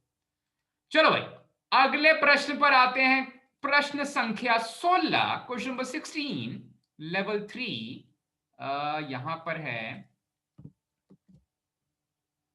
यहां पर भी शायद वो चीज यूज करनी है, ठीक है? अब देखते हैं कि कितने लोगों को थोड़ा थोड़ा चमक गया है, अभी टेस्ट हो जाएगा, ठीक है? 3 कॉम्प्लेक्स नंबर्स गिवन है और ये सब की वैल्यू 1 के बराबर है। Find the value of z1 plus z2 plus z3। अच्छा, z1 plus z2 plus z3 तक पहुंचना है और ये सारी चीजें गिवन है। तो आप बोलोगे सर आपने एक हिंट दी थी कि जब भी मॉडुलस की वैल्यू 1 के बराबर है तो हमें एक चीज यूज करनी है। वो कौन सी चीज है जो यूज करेंगे भाई? मॉडुलस ऑफ स्क्वायर करेंगे z हाँ, स्क्वायरिंग कर देंगे, स्क्वायर कर देंगे और इसके बाद इसको लिखेंगे z1 conjugate is equals to 1। हम कुछ नहीं सोच रहे हैं, आगे का देख ही नहीं रहे भाई, भविष्य में क्या होना है। अभी जितना दिख रहा है उसमें इतना तो करना ही है, मॉडुलस की वैल्यू 1 के बराबर। अरे दुनिया का कोई भी कॉम्प्लेक्स नंबर का क्वेश्चन नहीं देखोगे जिसमें ये वाली चीज नहीं यूज करनी है, ठीक है? बस दिमाग लगाना है। यहां से मुझे पता चलेगा कि z1 is equals to 1 upon z1 conjugate, z1 is equals to 1 upon z1 conjugate, ठीक है? चलो, तो इसी प्रकार से सिमिलरली ऐसा मुझे मिलेगा कि z2 भी 1 अपॉन z2 कॉन्जुगेट के बराबर है और z3 भी 1 अपॉन, ये देखो मैं 1 भिन्न भिन्न प्रकारों से लिखता हूं पर आप भावनाओं को समझ जाया करो। सो z3 भी z3 कॉन्जुगेट के बराबर है, ठीक है? कॉन्जुगेट के बराबर है, ओके। अब ये जो तीसरा वाला दिया है इसका क्या करना है? ये तीसरा वाले का क्या करें भाई? उल्टा कर देते हैं। अरे जो चीज गिवन है ना उसका उल्टा देखो। क्या Z1 कॉन्जुगेट 1 अपॉन Z के बराबर है, Z2 conjugate 1 upon yes sir. Z2 के बराबर है, Z3 कॉन्जुगेट 1 अपॉन Z3 के बराबर है। छोटी सी चीज है, छोटी सी चीज इसलिए क्योंकि ये 1 अपॉन में सुंदर नहीं लग रहा था, तो 1 अपॉन Z1 को मैं लिखूंगा Z1 कॉन्जुगेट, 1 अपॉन Z2 को मैं लिखूंगा Z2 कॉन्जुगेट, 1 अपॉन Z3 को मैं लिखूंगा Z3 कॉन्जुगेट। तो ये वाली चीज गिवन है भाई, Z1 conjugate plus Z2 conjugate plus Z3 conjugate, इसका मैग्नीट्यूड या इसका मॉडुलस 1 के बराबर है। अच्छा, आप बोलोगे सर ये जो ऊपर में बार दिख रहा है, जो ऊपर में कॉन्जुगेट दिख रहा है, ये तो डिस्ट्रीब्यूटिव होता है ओवर एडिशन, तो एक्चुअली में अलग अलग बैठ के खाना नहीं खा रहे हैं, ये सारे सेम एक ही टेबल पे बैठ के खाना खा रहे हैं भाई। ये देखो, whole conjugate is equals to 1। अच्छा, अगर ऐसा है तो फिर देखो, तो एक राज की बात यहीं पर बता देता हूं कि दुनिया में कभी भी आपको ऐसा दिखे कि भैया Z यहां पर कहीं है, Z यहां पर कहीं है, और उसका कॉन्जुगेट जो होगा उसका रिफ्लेक्शन होगा, मान लेते हैं ऊपर वाले को Z है, तो उसका जो कॉन्जुगेट होगा उसका रिफ्लेक्शन होगा। अब मजे की बात क्या है कि Z का जो मैग्नीट्यूड है, इस वाले पॉइंट का जो डिस्टेंस है ओरिजिन से, वही इसके कॉन्जुगेट का भी डिस्टेंस होगा ओरिजिन से, और अगर ऐसा होगा तो फिर इस वाले कॉम्प्लेक्स नंबर का अगर मैग्नीट्यूड 1 है तो इसका कॉन्जुगेट क्या होगा? Z1 plus Z2 plus Z3 के कॉन्जुगेट का कॉन्जुगेट, इसकी वैल्यू कॉन्जुगेट का कॉन्जुगेट। मजे की बात, अरे कॉन्जुगेट मतलब देखो, पहले इधर था ऑब्जेक्ट का बनाया मैंने इमेज, फिर क्या हुआ कि इमेज का फिर से रिफ्लेक्शन लेना है। अरे कॉन्जुगेट का मतलब 2 बार रिफ्लेक्शन, ठीक है। अरे आप शीशे को देखे, फिर शीशे के अंदर वाला आदमी ने आपको देखा, तो फिर इमेज किधर बनेगा? इमेज आप ही तो हो, नहीं चमका, ऐसे नहीं चमका, तो ऐसे देखो ना, चमका सर। इसका इमेज बनाया, ऑब्जेक्ट का इमेज इधर बना, इस इमेज को मैं मान लेता हूं O', फिर इसको ऑब्जेक्ट रख करके फिर से इमेज बनाया, तो फिर से वापस इधर आकर के इमेज बन जाएगा, आप उसी पॉइंट पे पहुंच जाओगे। तो 2 बार जब मैं कॉन्जुगेट लेता हूं, या सिंपल ऐसे देख लो भाई, 5 प्लस 3 आयोटा का कॉन्जुगेट लिया तो 5 माइनस 3 आयोटा, फिर से कॉन्जुगेट लिया तो 5 प्लस 3 आयोटा, अरे जहां से चले वहीं पहुंच जाएंगे ना भाई, डिस्प्लेसमेंट 0 हो जाएगा, ठीक है, उसी पॉइंट पे पहुंच जाएंगे, ठीक है।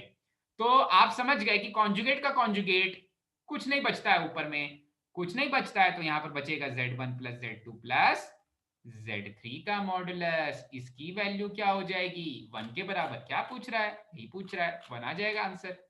चमका? Yes, कॉन्जुगेट का कॉन्जुगेट सेम कॉम्प्लेक्स नंबर दे देता है, ओके। अच्छा, तो ये था क्वेश्चन नंबर 16। क्वेश्चन नंबर 16 के बाद आ जाते हैं क्वेश्चन नंबर 17 पर, जो कि है लास्ट क्वेश्चन।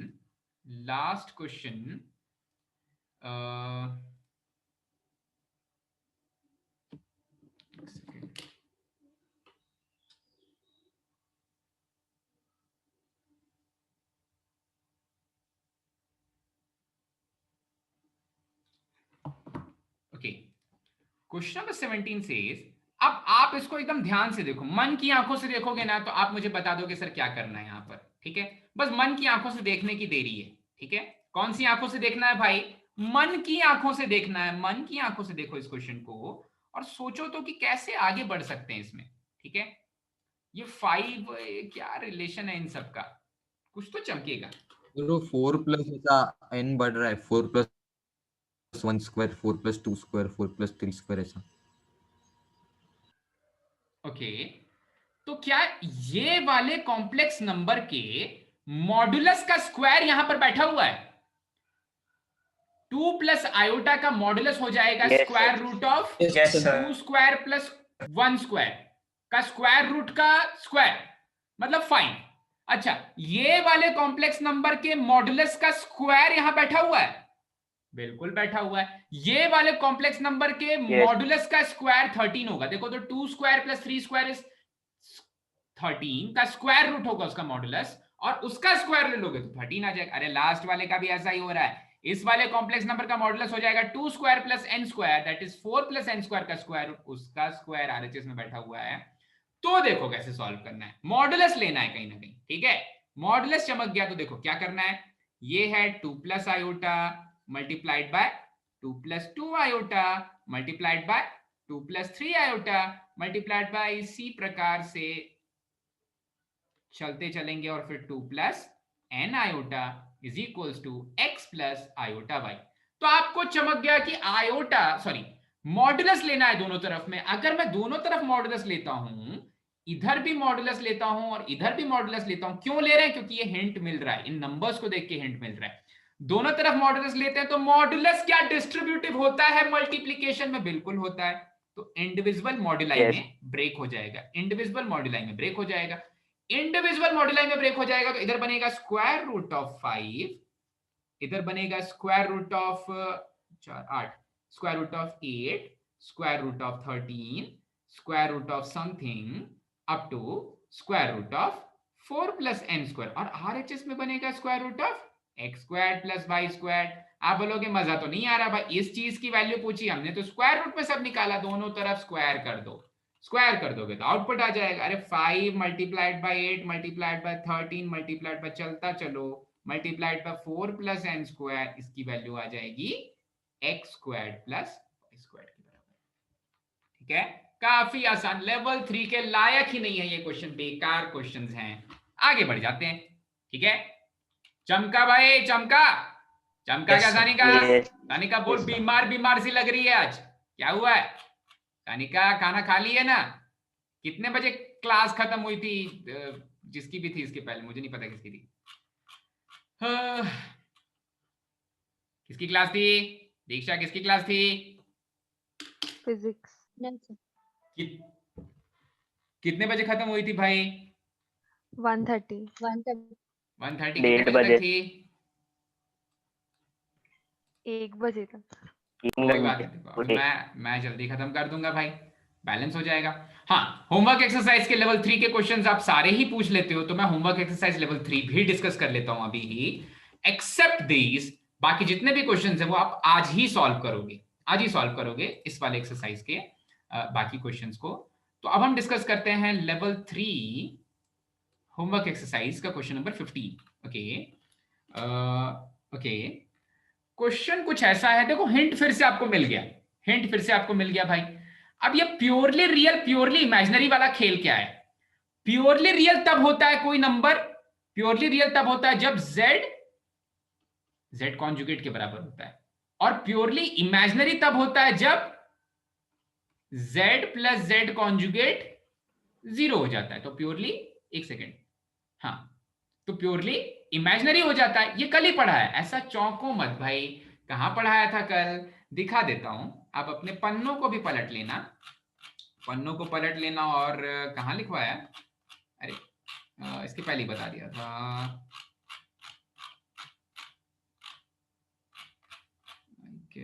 नहीं, इसके भी पहले। हाँ, ये देखो तो कल लिखवाई थी ना ये चीज भाई, z equals to z conjugate then z is purely real and z plus z conjugate is 0 then z is purely imaginary. तो यही हिंट है, एक हिंट तो ये है, ये दोनों चीजें चेक करने के लिए ये चीज चेक करनी पड़ेगी। और दूसरा हिंट क्या है? दूसरा हिंट तो देख लिया आपने, मॉडुलस 1 के बराबर है, इसका मतलब आप समझ गए, ठीक है। तो पूछ किसके बारे में, बात किसकी हो रही है? z के बारे में बात हो रही है, और z की वैल्यू है z1 plus z2 upon 1 plus z1 z2, ठीक है, ये वाली चीज गिवन है। अच्छा भाई, हमें पहले चेक करना है कि क्या होगा z कॉन्जुगेट। जब मैं z कॉन्जुगेट लेता हूं, तो मुझे दोनों तरफ कॉन्जुगेट लेना पड़ेगा। अरे अमय इज बैक।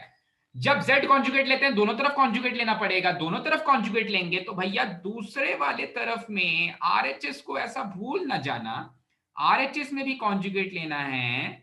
तो ये ऐसा ले लिया हमने, दोनों तरफ कॉन्जुगेट खेल लिया भाई, ठीक है। क्यों किया? क्योंकि प्योरली रियल चेक करना हो या प्योरली इमेजिनरी चेक करना हो, तरीका एक ही है, आपको z कॉन्जुगेट निकालना ही पड़ेगा। अगर दोनों बराबर है तो प्योरली रियल है, अगर दोनों का सम 0 है तो प्योरली इमेजिनरी है, तो ये निकालना पड़ेगा ही, ठीक है।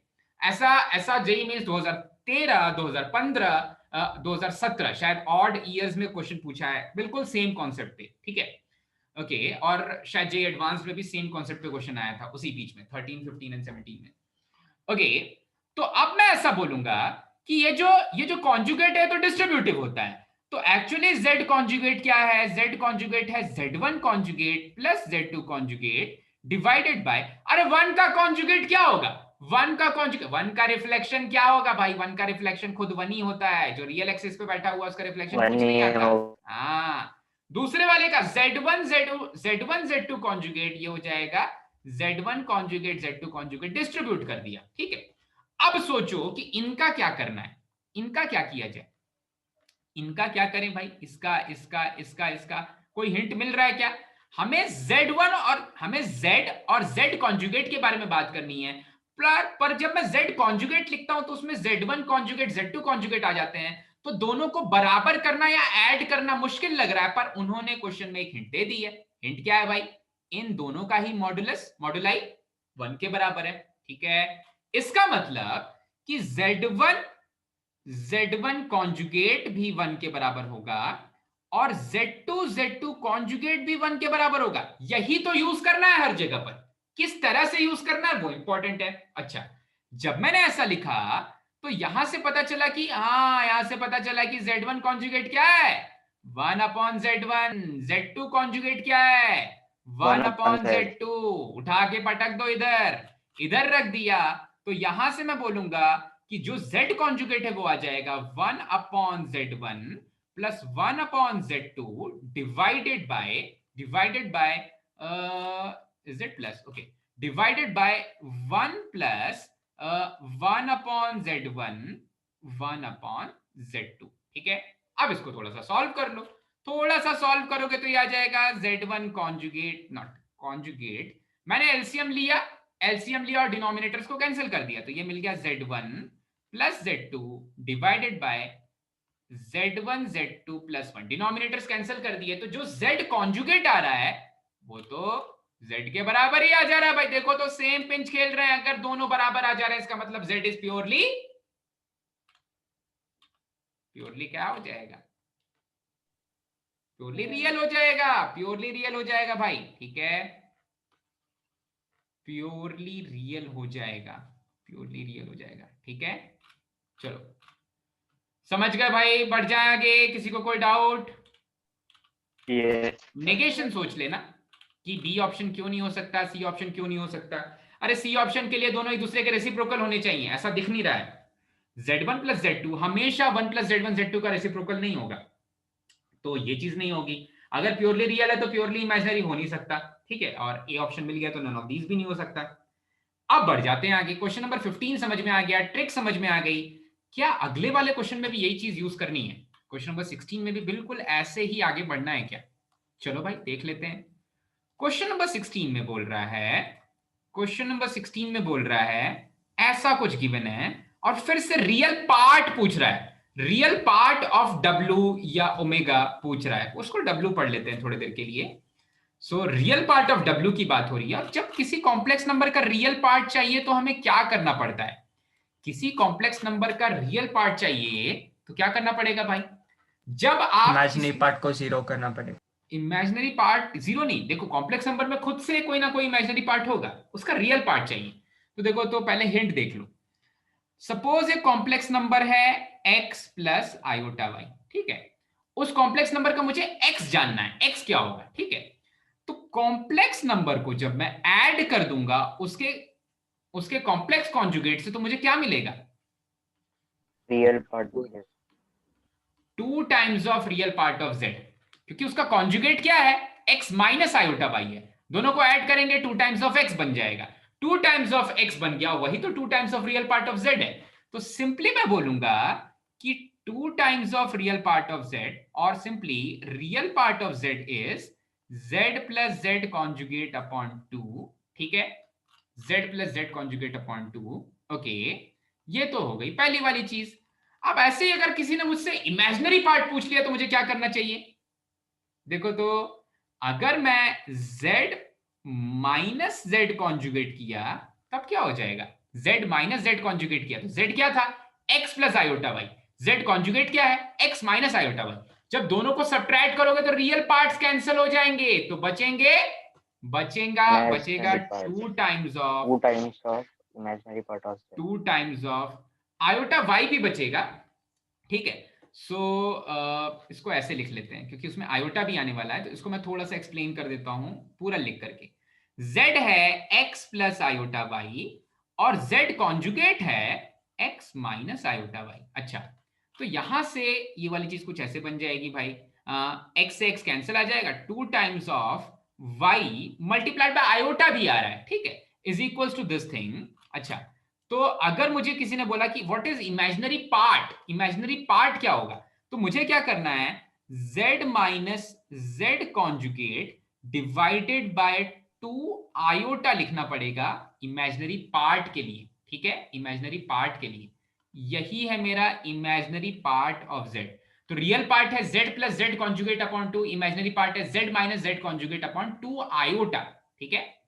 ओके ओके, तो देखो, तो मैं जब किसी कॉम्प्लेक्स नंबर को इसका मतलब रिप्रेजेंट कर रहा हूं, ओके ठीक है, फाइन, इतना लिख लेंगे तो चलेगा। रिप्रेजेंटेशन तो आप सिमेट्रिक मैट्रिसेस जैसा हो जाएगा, ठीक है। ये दो फॉर्मूले याद रखेंगे भाई, रियल पार्ट ऑफ z के लिए और इमेजिनरी पार्ट ऑफ z के लिए। ओके, अब यहां पर बात किस चीज की हो रही है इस क्वेश्चन में, तो सभी ने नोट कर लिया भाई, किसी का कोई डाउट?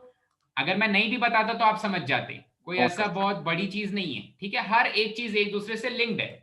तो अगर थोड़ा सा एकदम स्टार्टिंग से बेसिक समझ में आ जाएंगे तो ये वाली चीज भी समझ में आ जाएगी। ओके, अब क्वेश्चन क्या बोल रहा है, क्वेश्चन पे वापस आ जाते हैं, ठीक है। क्वेश्चन बोल रहा है कि मॉडुलस ऑफ z 1 के बराबर है, तो आप समझ गए कि पहली चीज क्या करनी है, मॉडुलस ऑफ z 1 के बराबर है, मॉडुलस ऑफ z स्क्वायर करेंगे सर। हाँ, मॉडुलस ऑफ z अगर 1 के बराबर है, और दूसरी चीज बोल रहा है कि w गिवन है z minus 1 upon z plus 1 के बराबर, w गिवन है z minus 1 upon z plus 1 के बराबर। तो सिंपल है, आपको एक हिंट तो यही दे दिया कि भाई मॉडुलस ऑफ z अगर 1 के बराबर है तो मॉडुलस ऑफ z स्क्वायर भी 1 के बराबर होगा, तो z बराबर होगा 1 अपॉन z कॉन्जुगेट की। अच्छा, इतना सॉल्व करके रख लो भाई, ये वाली चीज तो हर जगह यूज होती है, तो इतना सॉल्व करके हमने रख लिया। अब दूसरे वाले के बारे में बात करते हैं। तो यहां से मुझे दिख रहा है कि w गिवन है, और जब रियल पार्ट चाहिए, जब रियल पार्ट चाहिए होगा या इमेजिनरी पार्ट चाहिए होगा, आपको दूसरा साथी चाहिए होगा भाई, ठीक है। वो क्या है भाई, इसका कॉन्जुगेट। तो आपको कॉन्जुगेट तो निकालना ही है हर केस में। तो अभी w गिवन है z minus 1 upon z plus 1, w conjugate हो जाएगा z conjugate minus 1 upon z conjugate plus 1, ठीक है, क्योंकि जब कॉन्जुगेट होगा तो डिस्ट्रीब्यूट हो जाएगा, 1 का कॉन्जुगेट लेने का कोई फायदा है नहीं, वो तो रियल नंबर है, तो जो कॉन्जुगेट है वो z के पास चला जाएगा। और जब मैंने लिखा z कॉन्जुगेट, तो इस वाली चीज को आप चाहो तो ऐसा भी लिख सकते हो, 1 upon z conjugate minus 1 upon z conjugate plus 1। आपने अगर एलसीएम लिया तो ये हो जाएगा 1 minus z conjugate upon 1 plus z conjugate, ठीक है। अब सोचो रियल पार्ट के लिए क्या करना पड़ता है, मुझे चाहिए रियल पार्ट सर वो 1 अपॉन z आएगा ना? नहीं, z कॉन्जुगेट, हाँ 1 upon z, sorry 1 upon z, this will B, एक सेकेंड,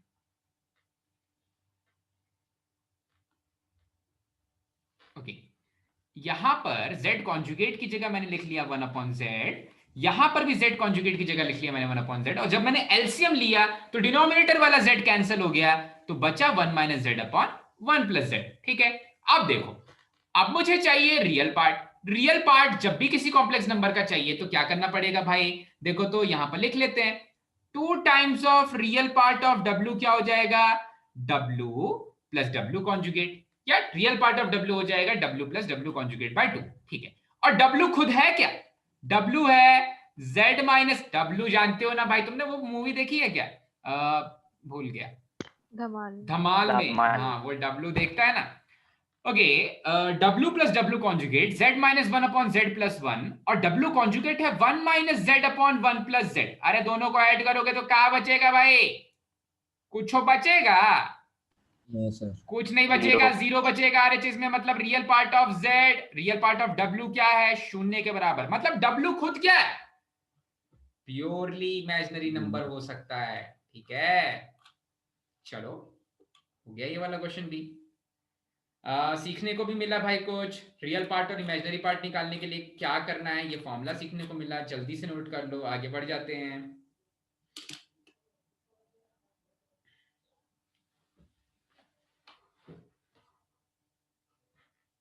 चलो नोट डाउन कर लिया, नोट डाउन कर लिया भाई, पढ़ जाएंगे।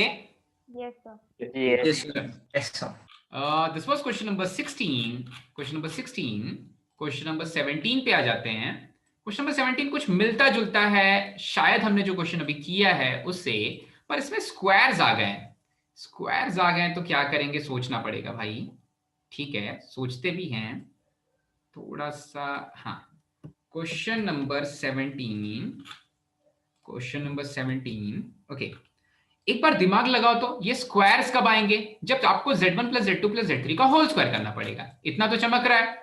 Yes. ये वाले स्क्वायर्स कब आएंगे, जब z1 plus z2 plus z3 का होल स्क्वायर करना पड़ेगा। चलो, तो मुझे एक चीज गिवन है, z1 plus z2 plus z3 given है 0 के बराबर। अच्छा, दोनों तरफ स्क्वायर कर दिया, तो एक तरफ तो मिलेगा 0 और दूसरे तरफ मिलेगा z1 square plus z2 square plus z3 square plus 2 times of z1 z2 plus 2 times of, in fact 2 को कॉमन ले लेते हैं, ये मिल जाएगा 2 times of z1 z2 plus z2 z3 plus z3 z1, और RHS तो स्क्वायर किया तो 0 रहेगा। ठीक है, इतनी चीज तो मुझे जो पहली वाली चीज गिवन है उससे पता चल गई, और जो चीज निकालनी है उससे पता चल गई।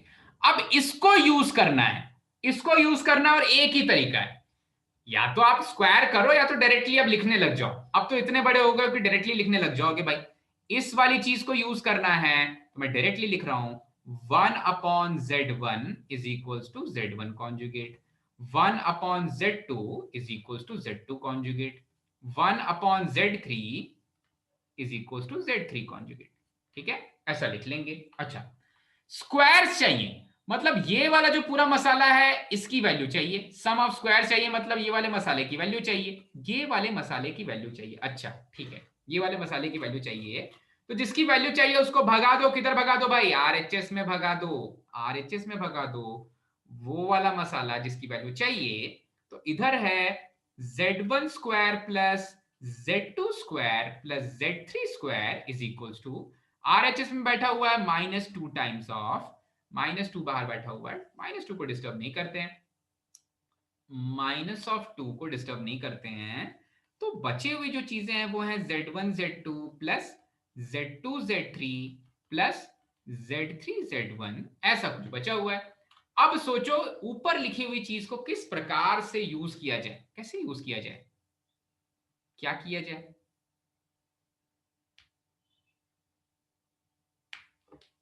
अगर हम ऐड पर करें एक को वैसे ही रखेंगे और दूसरे को उस फॉर्म में ओके, सर ऊपर के 3 चीज को ऐड करेंगे तो आएगा न्यूमरेटर में। ओके ठीक है, कॉन्जुगेट्स का यूज करना है।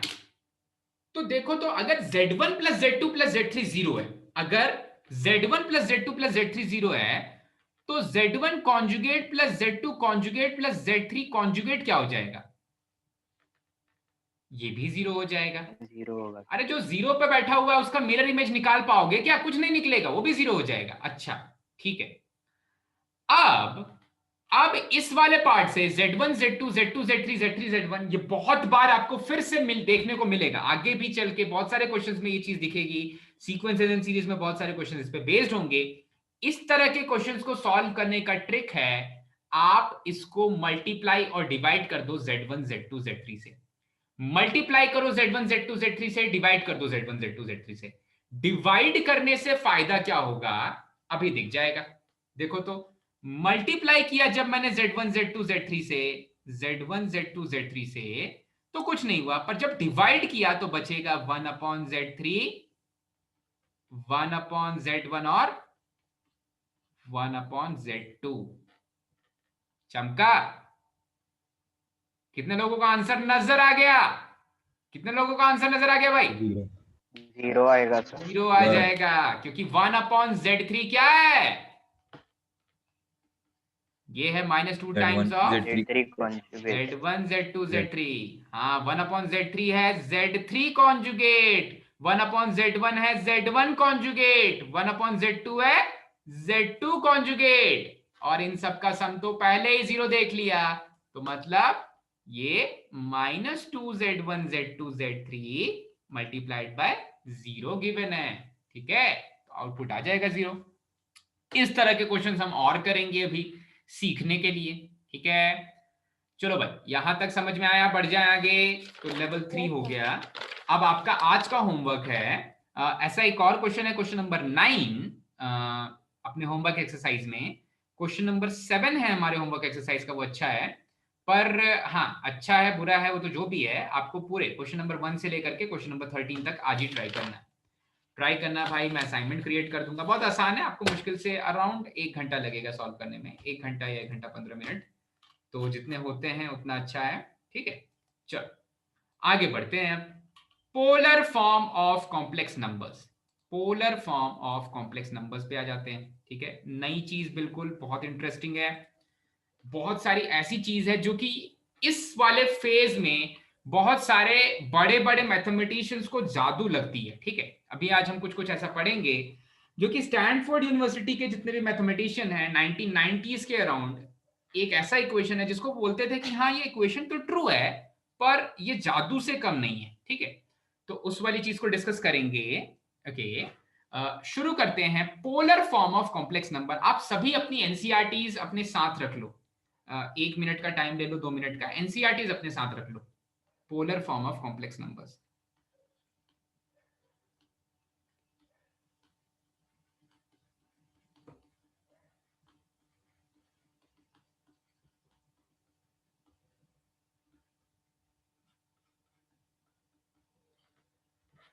ओके। अब सभी ने ले ली भाई एनसीईआरटी, रेडी स्टडी गो करें? Yes sir. नहीं, काफी लोग नहीं दिख रहे हैं। अवधूत किधर गया?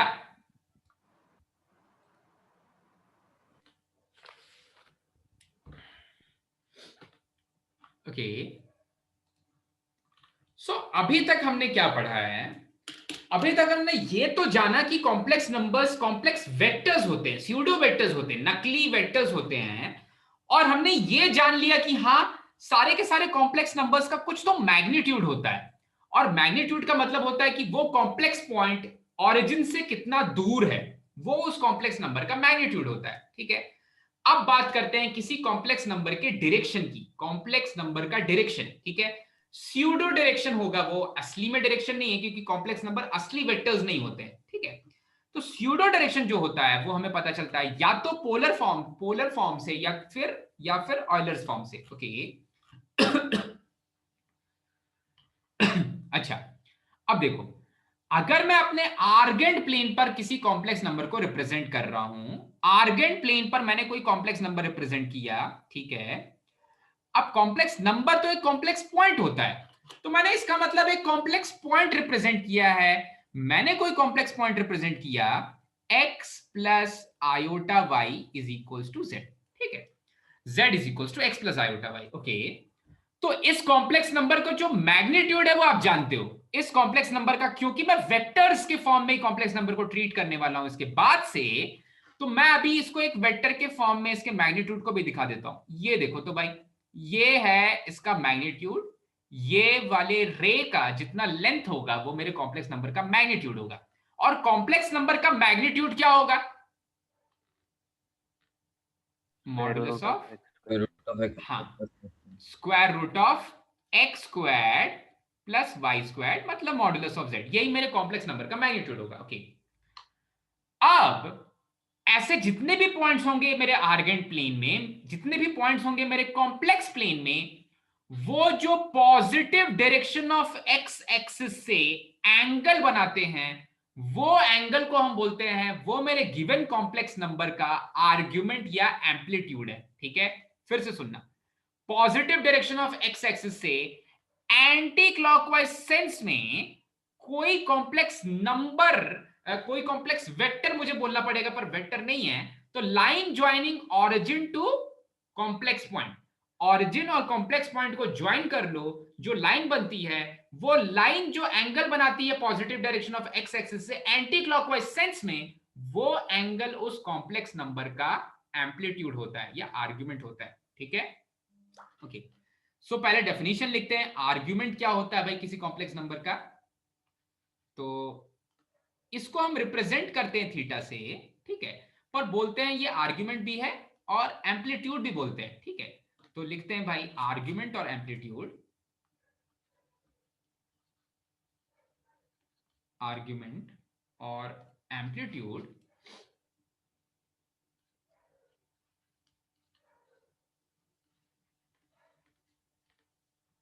of a complex point या of a complex number, of a complex number is the angle made by, angle theta यहां पर लिख रहा हूं, angle theta made by the line joining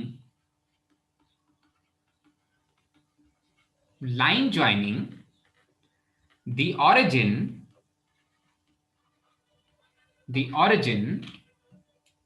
and the complex point. Okay, अब एक interesting चीज है, हमने जो यूनिट सर्कल पढ़ा, पहले लिख लो आप लोग, ठीक है, इसको लिख लो, फिर मैं दिखाता हूं एनसीईआरटी में छोटी सी गलती शब्दों में क्या की है, वो थोड़ा सा जो गड़बड़ है उसके बारे में पढ़ेंगे। ओके,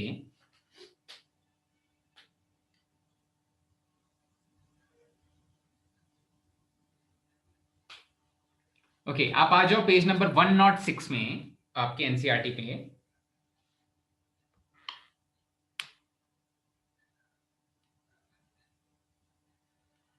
ओके, अब देखो क्वेश्चन ये है कि हमने पढ़ा यूनिट सर्कल, हमने जब यूनिट सर्कल पढ़ा तो जो भी एंगल आता था हम क्या करते थे, उस एंगल को 0 से लेकर के 2 पाई के बीच में, उस एंगल को 0 से लेकर के 2 पाई के बीच में कोई एक एंगल निकाल लेते थे और बोलते थे कि वो प्रिंसिपल वैल्यू है, और उसके बाद बोलते थे कि भाई उसमें 2 पाई 2 पाई 2 पाई 2 पाई ऐड करते रहोगे तो जनरल वैल्यूज मिल जाएंगी। ठीक है, प्रिंसिपल वैल्यू है, 2 पाई 2 पाई ऐड करते रहेंगे तो जनरल वैल्यूज मिल जाएंगी। अच्छा भाई ठीक है, ये वाली चीज तो समझ में आ गई।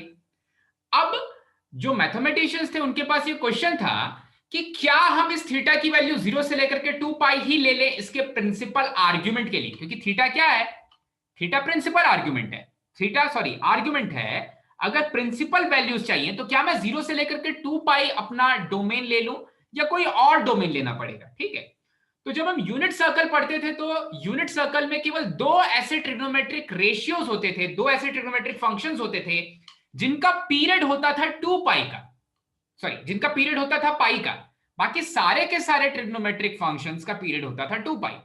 ऐसे कौन से 2 ट्रिग्नोमेट्रिक फंक्शंस हैं जिनका पीरियड होता था पाई? tan और cot। tan और cot, बिल्कुल सही, ठीक है, tan एंड cot उनका पीरियड होता था पाई। ओके ठीक है, अब मैथमेटिशियंस के पास ये क्वेश्चन था कि जब वो किसी कॉम्प्लेक्स नंबर के डायरेक्शन को शो करना चाहते हैं तो क्या उन्हें tan के पीरियड तक जाना पड़ेगा या cos और sin के पीरियड से काम चल जाएगा। ठीक है, तो देखो पहले इसका रिप्रेजेंटेशन कैसा है, चलो पहले रिप्रेजेंटेशन देख लेते हैं, फिर देखते हैं कि वो गलत जो चीज लिखी हुई है या उन्होंने क्यों सोचा कि यही वाला पर्टिकुलर डोमेन लेना पड़ेगा और कोई और डोमेन नहीं लिया उन्होंने। ठीक है, आएंगे 106 पेज पर एक बार फिर से, उसके पहले थोड़ा सा डिस्कशन कर लेते हैं इस ट्राइंगल के बारे में।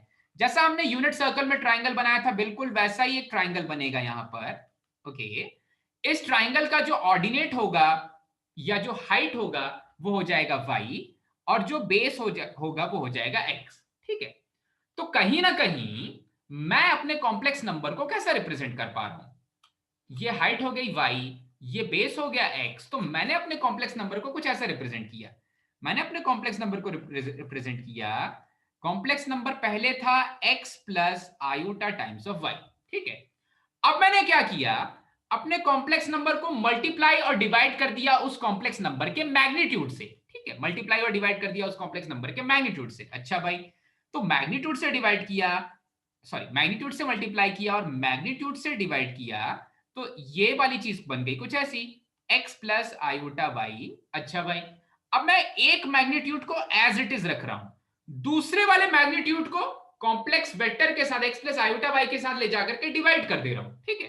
तो ये कुछ ऐसा बन जा रहा है, ये बन जा रहा है x plus iota y divided by modulus of z, x plus iota y divided by modulus of z। Okay, अब मैं इंडिविजुअली डिवाइड कर दे रहा हूं रियल पार्ट और इमेजिनरी पार्ट से, तो यहां से मुझे मिलेगा modulus of z multiplied by x divided by modulus of z plus iota y divided by modulus of z, iota y divided by modulus of z। Okay, अब ये जो x divided by modulus of z है, अगर theta argument है तो x divided by modulus of z क्या हो जाएगा? x divided by modulus of z क्या हो जाएगा? Cosine of angle theta. और y divided by modulus of z क्या हो जाएगा? Sine of angle theta. ठीक है, इसका मतलब मैं इसको कुछ ऐसा भी लिख सकता हूं, this complex number is magnitude multiplied by cos of angle theta plus iota sine of angle theta, जहां पर थीटा क्या है? Theta is the argument of z। ठीक है, theta is the argument of z। अच्छा, अब मजे की बात, why a complex number behaves as vector। ठीक है, क्यों बिहेव करता है वेक्टर के जैसा भाई? क्योंकि ये वेक्टर की सारी कंडीशंस को सेटिस्फाई कर रहा है। एक वेक्टर के पास मैग्नीट्यूड होता है, कॉम्प्लेक्स नंबर के पास भी अपना मैग्नीट्यूड है, और कॉम्प्लेक्स नंबर का जो डायरेक्शन है वो ये वाला पार्ट दे रहा है। ठीक है, ये वाला पार्ट दे रहा है, cos theta plus iota sine theta. सोचो तो, क्या किसी वेक्टर को उसके डायरेक्शन से या किसी नंबर को अगर एक डायरेक्शन से मल्टीप्लाई कर दें तो वो डायरेक्शन कैसा होना चाहिए? किसी वेक्टर के लिए डायरेक्शन यूनिट वेक्टर होना चाहिए ना भाई, उसके मैग्नीट्यूड को कोई फर्क ना पड़े। वेक्टर के लिए उसका डायरेक्शन एक यूनिट वेक्टर होना चाहिए। आप बताओ तो, cos theta plus iota sine theta का मैग्नीट्यूड क्या है? 1 है। ठीक है, तो ये वो यूनिट वेक्टर है जो एक कॉम्प्लेक्स नंबर को, जो एक कॉम्प्लेक्स वेक्टर है, उसके डायरेक्शन को बता रहा है। Direction is given by cos theta plus iota sine theta and magnitude is given by modulus of z। ठीक है, इसलिए एक कॉम्प्लेक्स नंबर स्यूडो वेक्टर जैसा बिहेव करता है। किसी को कोई डाउट यहां तक? नो कोई डाउट नहीं ना? समझ में आ गया एकदम अच्छे से? चलो ठीक है, बहुत अच्छा। अब एकदम ध्यान से सुनना भाई, एग्जाम में एनसीईआरटी में भी, सॉरी एनसीईआरटी नहीं, कौन सा एग्जाम होता है, पीयूसी में भी आएगा ये क्वेश्चन, और इससे क्वेश्चंस आते हैं, उतना मुश्किल नहीं है, बहुत छोटी सी चीज है। अब देखो, वापस आ जाते हैं। थीटा आर्ग्यूमेंट तो है, थीटा डायरेक्शन तो दे रहा है कॉम्प्लेक्स नंबर का, पर थीटा की वैल्यू क्या क्या हो सकती है? थीटा का प्रिंसिपल आर्ग्यूमेंट क्या क्या ले सकते हैं? कौन कौन सी वैल्यू थीटा ले सकता है भाई? तो जो मैथमेटिशियंस ने सोचा, उन्होंने बोला कि थीटा की वैल्यू -π से लेके +π हो सकती है। ठीक है, तो पहले वो एनसीईआरटी वाला पार्ट पढ़ लेते हैं जो एनसीईआरटी में गिवन है, और फिर समझते हैं कि उन्होंने -π से लेके +π ही क्यों लिया था। ठीक है, तो आप आ जाओ थर्ड वाले पैराग्राफ में। थर्ड वाला पैराग्राफ, उसमें बोल रहा है for any complex number z not equals to 0। ठीक है, for any non zero complex number, क्योंकि अगर आप ऑरिजिन पे ही जाके बैठ जाओगे तो आपको इनफाइनाइट डायरेक्शंस मिलेंगे। अगर आप ऑरिजिन पे ही जाके बैठ जाओगे तो फिर कोई रे बन ही नहीं पाएगी, मतलब इनफाइनाइट डायरेक्शंस मिलेंगे। अगर मैं आपसे पूछूं कि एक वेक्टर है जीरो वेक्टर का डायरेक्शन क्या होता है, सर ने बताया होगा, या तो हम जीरो वेक्टर का कोई डायरेक्शन नहीं लेते हैं, या फिर हम ये बोलते हैं कि जीरो वेक्टर इनफाइनाइट डायरेक्शन ले लेता है। सपोज अगर मैं 2i cap plus zero vector करूंगा तो वो डायरेक्शन ले लेगा आई कैप वाला। ठीक है, सो दूसरे शब्दों में कहीं कहीं पर मैथ्स की बुक में तो लिखा हुआ है कि जीरो वेक्टर का डायरेक्शन डिफाइंड नहीं है, पर ये ढेर सारी डायरेक्शंस ले सकता है। ठीक है, सेकंड ईयर की मैथ्स की बुक में। ओके, सो यहां पर मैंने कॉम्प्लेक्स नंबर z को ले लिया नॉन जीरो, ये तो समझ में आ गया, क्योंकि डायरेक्शन डिफाइन करना है, अब कॉम्प्लेक्स वेक्टर डिफाइन करना है। एनसीईआरटी ने कॉम्प्लेक्स वेक्टर वाला शब्द यूज नहीं किया, पर दबी जुबान में वो यही बोलना चाहता है। अच्छा, उसके बाद बोल रहा है there corresponds only one value of theta in 0 to 2π, where 0 is included and 2π is being excluded. In 0 to 2π, however, only any other interval of length 2 pi, for example minus of pi to plus pi, excluding minus of pi, including plus of pi, can be such an interval, we shall take the value of theta such that this is called the principal argument. ठीक है, such that minus of pi से लेकर के plus pi के बीच में theta lie कर रहा है, तो ये प्रिंसिपल आर्गुमेंट है। ठीक है, तो आप एक बार उसको फिर से पढ़ोगे तो आपको ऐसा लगेगा कि इस क्वेश्चन का कोई, इस स्टेटमेंट का कोई सेंस नहीं बनता। ठीक है, वो क्या बोल रहे हैं, वो ये बोल रहे हैं कि आपको, जैसे आप यूनिट सर्कल पे सारे के सारे डायरेक्शंस लेते थे, अगर आपको ओरिजिन पे खड़ा कर दिया जाए, आपसे पूछा जाए कितनी डायरेक्शंस है, तो आप बोलोगे कि मुझे 2 पाई का एंगल तो चाहिए सारी के सारे डायरेक्शंस लेने के लिए। ठीक है, अब एनसीईआरटी बोल रहा है कि हाँ 0 to 2 पाई भी ले सकते हो और माइनस ऑफ पाई से प्लस पाई भी ले सकते हो, पर हम लेंगे माइनस ऑफ पाई से प्लस पाई। ठीक है, तो एनसीईआरटी ये चीज गलत बोल रहा है। ठीक है, अगर प्रिंसिपल आर्ग्यूमेंट सारे के सारे मैथमेटिशियंस ने डिफाइन कर दिया है कि वो माइनस पाई से प्लस पाई ले सकता है, होता है, तो एनसीईआरटी को लिखना चाहिए कि मस्ट लेना पड़ेगा, it must be the principal argument. we may not take values from minus of pi to plus of pi, we must take the values from minus of pi to plus pi, so that that particular angle theta will be the principal argument of my complex number। ठीक है, फिर से समझो, NCERT ऐसा बोलता है कि आपकी थीटा की वैल्यूज लाई करनी चाहिए। आपकी थीटा की वैल्यूज हो सकता है 0 से 2 पाई भी हो सकती हैं, या फिर माइनस ऑफ पाई से प्लस पाई भी हो सकती हैं, या फिर कोई और वैल्यू हो सकती है। आप 2 पाई से 4 पाई ले सकते हो, 4 पाई से 6, आपको तो केवल एक चक्कर कंप्लीट करना है ना डायरेक्शन का, तो आप कुछ भी, आप माइनस ऑफ 2 पाई से 0 भी ले सकते हो, आप माइनस ऑफ पाई से प्लस पाई भी ले सकते हो। क्यों भाई, देखो तो, अगर मैं माइनस ऑफ पाई से प्लस पाई लूंगा तो क्या मैं एक चक्कर कंप्लीट कर ले रहा हूं? माइनस ऑफ पाई से प्लस पाई कर तो लिया एक चक्कर कंप्लीट। अगर मैं 0 to पाई ले रहा हूं, 0 से लेकर के पाई, एक चक्कर कंप्लीट कर लिया, तो मैं सारे की सारी डायरेक्शंस तो कंप्लीट कर ले रहा हूं ना भाई, एक यूनिट सर्कल कंप्लीट करते हुए। ठीक है, पर यही वाला क्यों लेना है, यही वाला क्यों लेना है?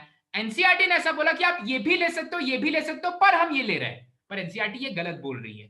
ऐसा हो ही नहीं सकता कि ये लिया जाए, केवल यही लिया जाएगा, केवल यही लिया जाए। अरे भाई, cos थीटा की वैल्यू 0 जब बोलते हो तो आपने एक ऐसी चीज डिफाइन, सॉरी cos ऑफ 0 की वैल्यू जब 1 बोलते हो तो आपने एक ऐसा कुछ डिफाइन कर दिया है जो so and so nature behave करेगा, तो भाई वो 0 डिग्री पर 1 वैल्यू दे देगा। ठीक है, आप फिर साइन थीटा की वैल्यू, साइन ऑफ 0 की वैल्यू कभी 1 नहीं बोल सकते, तो ये चीज यूनिवर्सल है भाई। आप अमेरिका में भी जाके बोलोगे कि भाई आर्गुमेंट ऑफ कॉम्प्लेक्स नंबर का प्रिंसिपल वैल्यू क्या होगा, तो माइनस ऑफ पाई से प्लस पाई लेंगे। ठीक है, तो ये चीज यूनिवर्सल है भाई, स्टैंडर्ड है। एनसीईआरटी ने मे शब्द का प्रयोग किया है, मे शब्द यूज किया है, मे वर्ड यूज किया है, पर मे नहीं, must be that theta must lie in between minus of pi to plus pi. अब समझते हैं क्यों, देखो, सो यहां पर लिखेंगे वेयर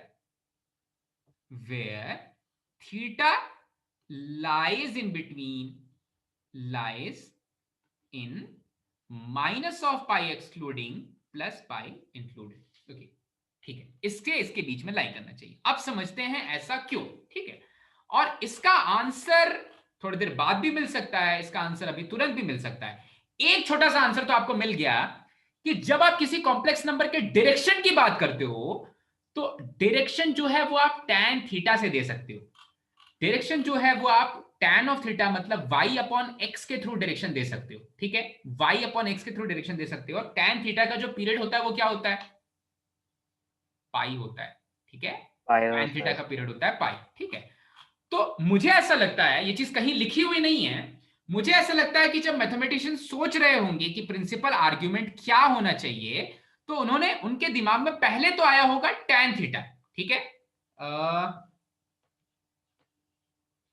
हाँ, उनके दिमाग में पहले तो आई होगी tan थीटा वाली चीज, मतलब आपको ऐसा ब्रेक करना है कि 0 to पाई के बीच में काम चल जाए। ठीक है, और एक चीज उनके दिमाग में आई होगी कि अगर मैं एक कॉम्प्लेक्स नंबर ले रहा हूं कुछ ऐसा, अगर मैं एक कॉम्प्लेक्स नंबर ले रहा हूं कुछ ऐसा जिसका आर्ग्यूमेंट है थीटा, तो इस कॉम्प्लेक्स नंबर का जो कॉन्जुगेट है वो क्या हो जाएगा, इस कॉम्प्लेक्स नंबर का जो कॉन्जुगेट है उसका आर्ग्यूमेंट क्या हो जाएगा, minus theta, minus of theta. बिल्कुल सही, माइनस ऑफ थीटा। ठीक है, अब माइनस थीटा बोलने में ज्यादा अच्छा लगता है या 2 पाई माइनस थीटा बोलने में ज्यादा अच्छा लगता है?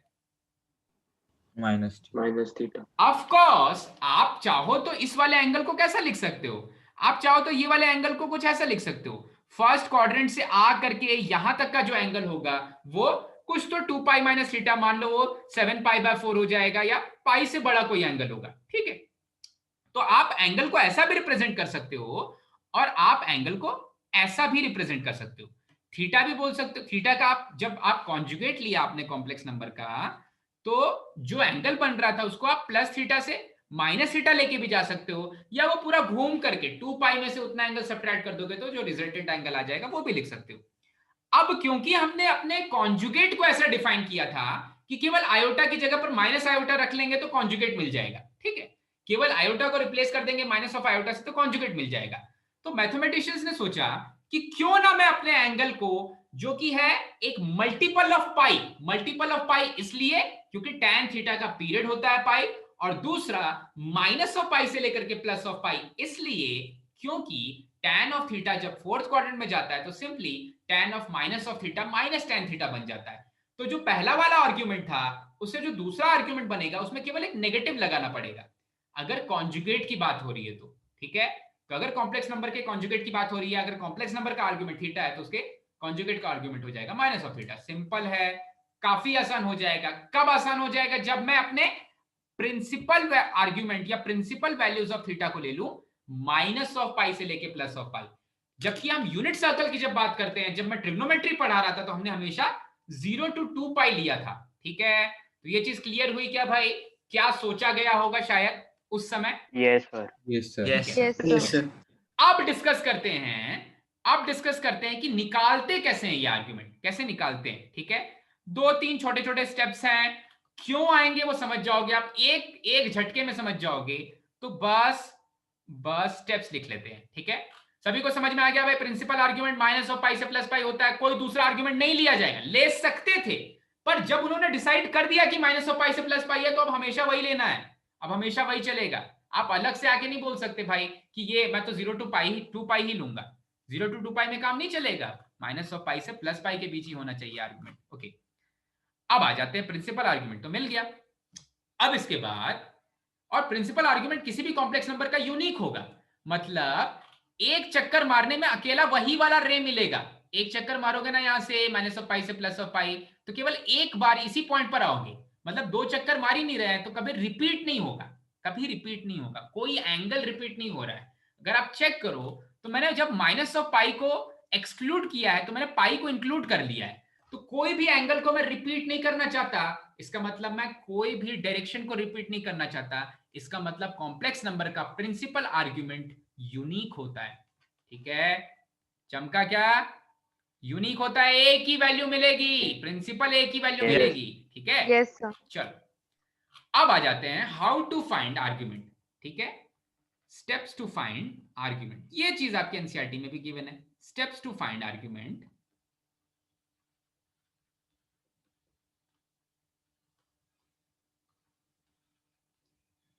steps to find argument। Okay, सबसे पहली चीज तो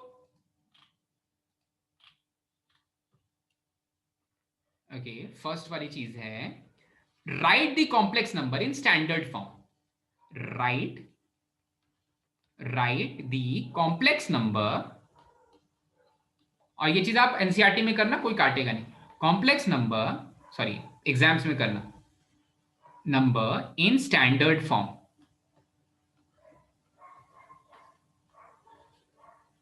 और स्टैंडर्ड फॉर्म आप जानते हो, z is equals to x plus iota y का फॉर्म, ठीक है।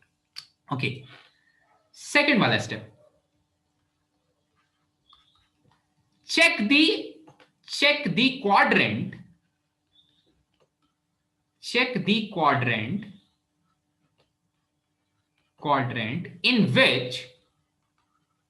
in which the complex number lies। वो वाला क्वाड्रेंट खोज के निकालो जिसमें वो कॉम्प्लेक्स नंबर लाई करता है, ठीक है। ओके, ये दूसरा स्टेप है। अच्छा भाई, इसके बाद तीसरा स्टेप है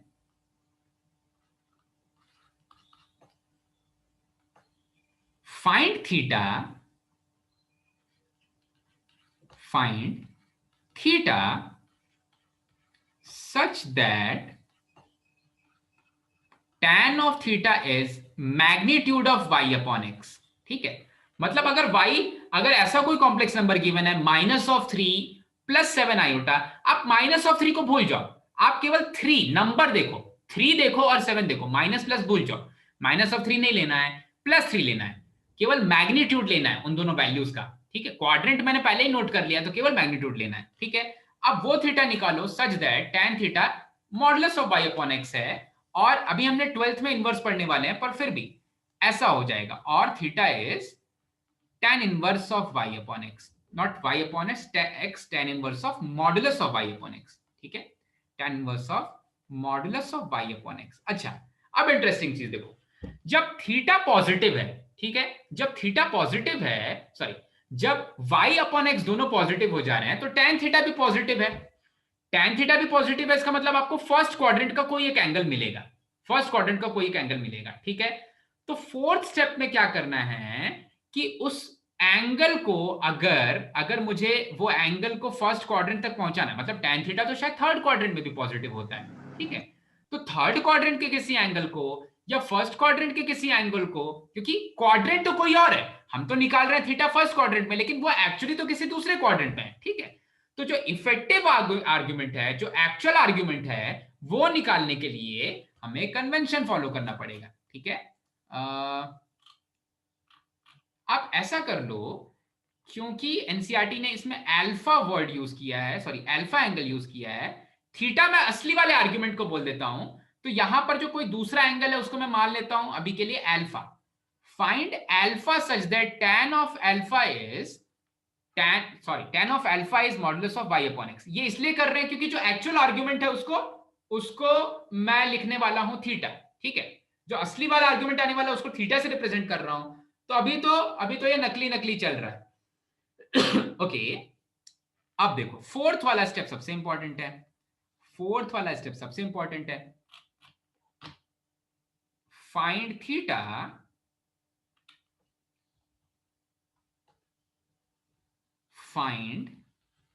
थीटा for respective values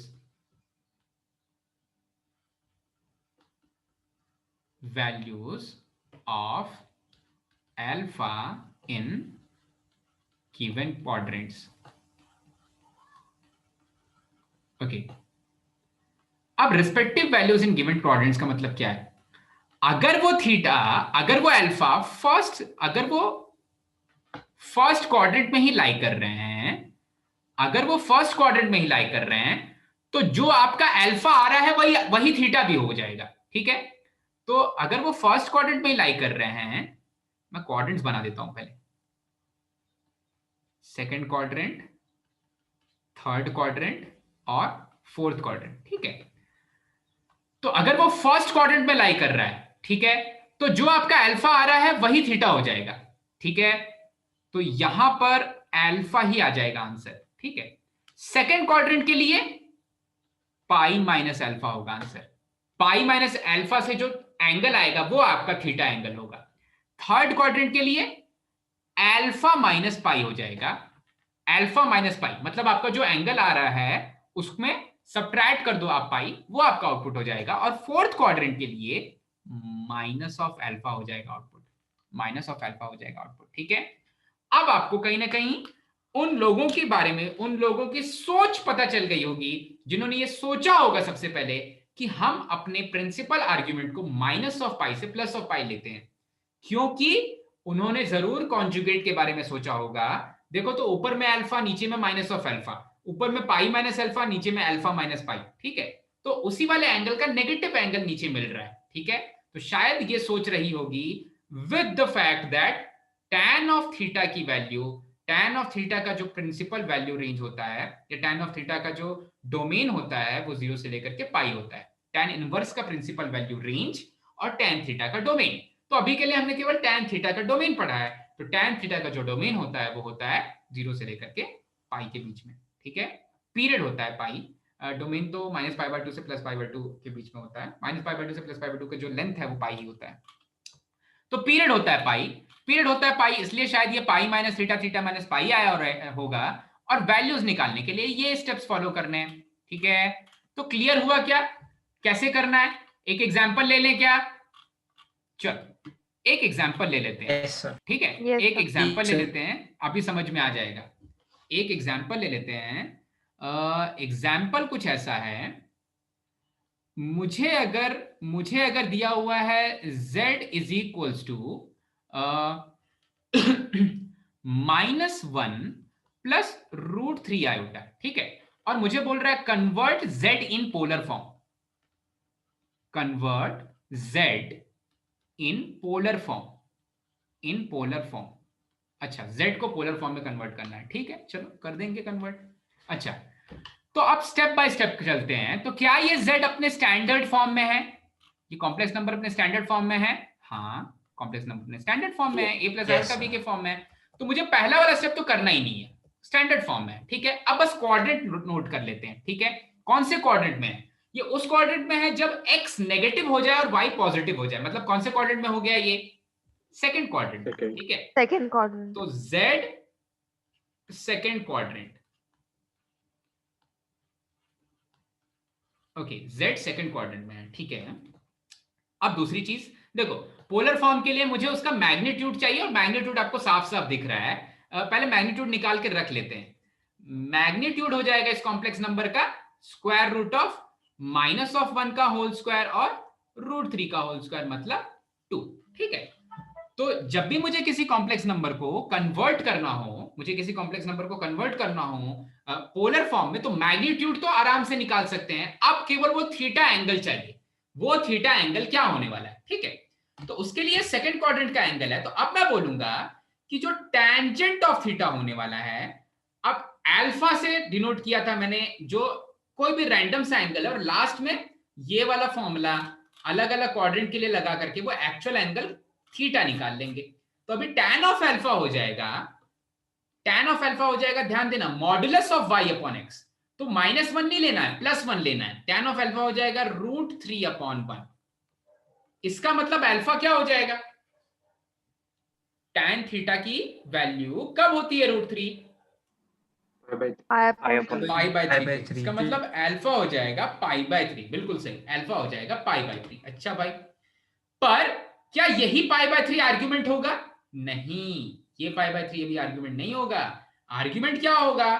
तो वापस जाके चेक करते हैं भाई। ये तो अल्फा की वैल्यू आ गई, जो थीटा होगा वो सेकंड क्वाड्रेंट के लिए क्या होता है? Pi minus alpha. Second quadrant के लिए होता है पाई माइनस अल्फा। तो जो थीटा हो जाएगा वो हो जाएगा पाई माइनस π/3, मतलब 2π/3, ठीक है? अब मिल गया मुझे प्रिंसिपल और आर्ग्यूमेंट, 2π/3। अच्छा, तो जो z हो जाएगा उसका पोलर फॉर्म हो जाएगा, z will be equals to modulus of z cos theta plus iota sin theta, ठीक है? और मॉडुलस ऑफ z होता है 2, cos ऑफ थीटा की जगह आप लिखोगे cos of 2π/3 plus iota, sin theta की जगह लिखोगे आप sin ऑफ 2π/3, ठीक है? ऐसा कुछ लिख लोगे, और अब आप चेक करोगे तो जादू दिखेगा, क्योंकि cos 2π/3 क्या होता है? -हाफ, और sin 2π/3 √3/2। तो जब -हाफ को, अब आपको यहीं पर रुक जाना, आप उसको सॉल्व करोगे ना तो यही वाला कॉम्प्लेक्स नंबर आ जाएगा, -1 प्लस √3 आयोटा, ठीक है? इसको वैल्यूज रख के सॉल्व करोगे तो वही वाला कॉम्प्लेक्स नंबर आ जाएगा, ठीक है भाई? चमक गया, समझ में आया? Yes, sir. Yes, sir. ठीक है, ओके फाइन। अब जो मुझे डिस्कस करना है उसके लिए इतना समय नहीं बचा है। मुझे ऑयलर्स फॉर्म डिस्कस करना था, मैक्लॉरिन की सीरीज डिस्कस करनी थी, पर उतना समय नहीं बचा है हमारे पास। तो क्यों ना हम कुछ और क्वेश्चंस ही ट्राई कर दें अपने नेक्स्ट वाले एक्सरसाइज के। जैसे कि अगर मैं स्टार्ट करूं नेक्स्ट वाले एक्सरसाइज को, तो नेक्स्ट वाले एक्सरसाइज में इन क्लास एक्सरसाइज का क्वेश्चन नंबर 1 जो है उसका आंसर बताओ तो जरा क्या होगा? Question number 1 of IC. आ जाते हैं भाई नेक्स्ट वाले एक्सरसाइज में। नेक्स्ट वाला कॉन्सेप्ट नहीं पढ़ रहे हैं अभी, क्योंकि ऑफ कोर्स समय की कमी है, वो थोड़ा सा लंबा जा सकता है। ओके, चलो level 1 question number 1। Question number 1 बोल रहा है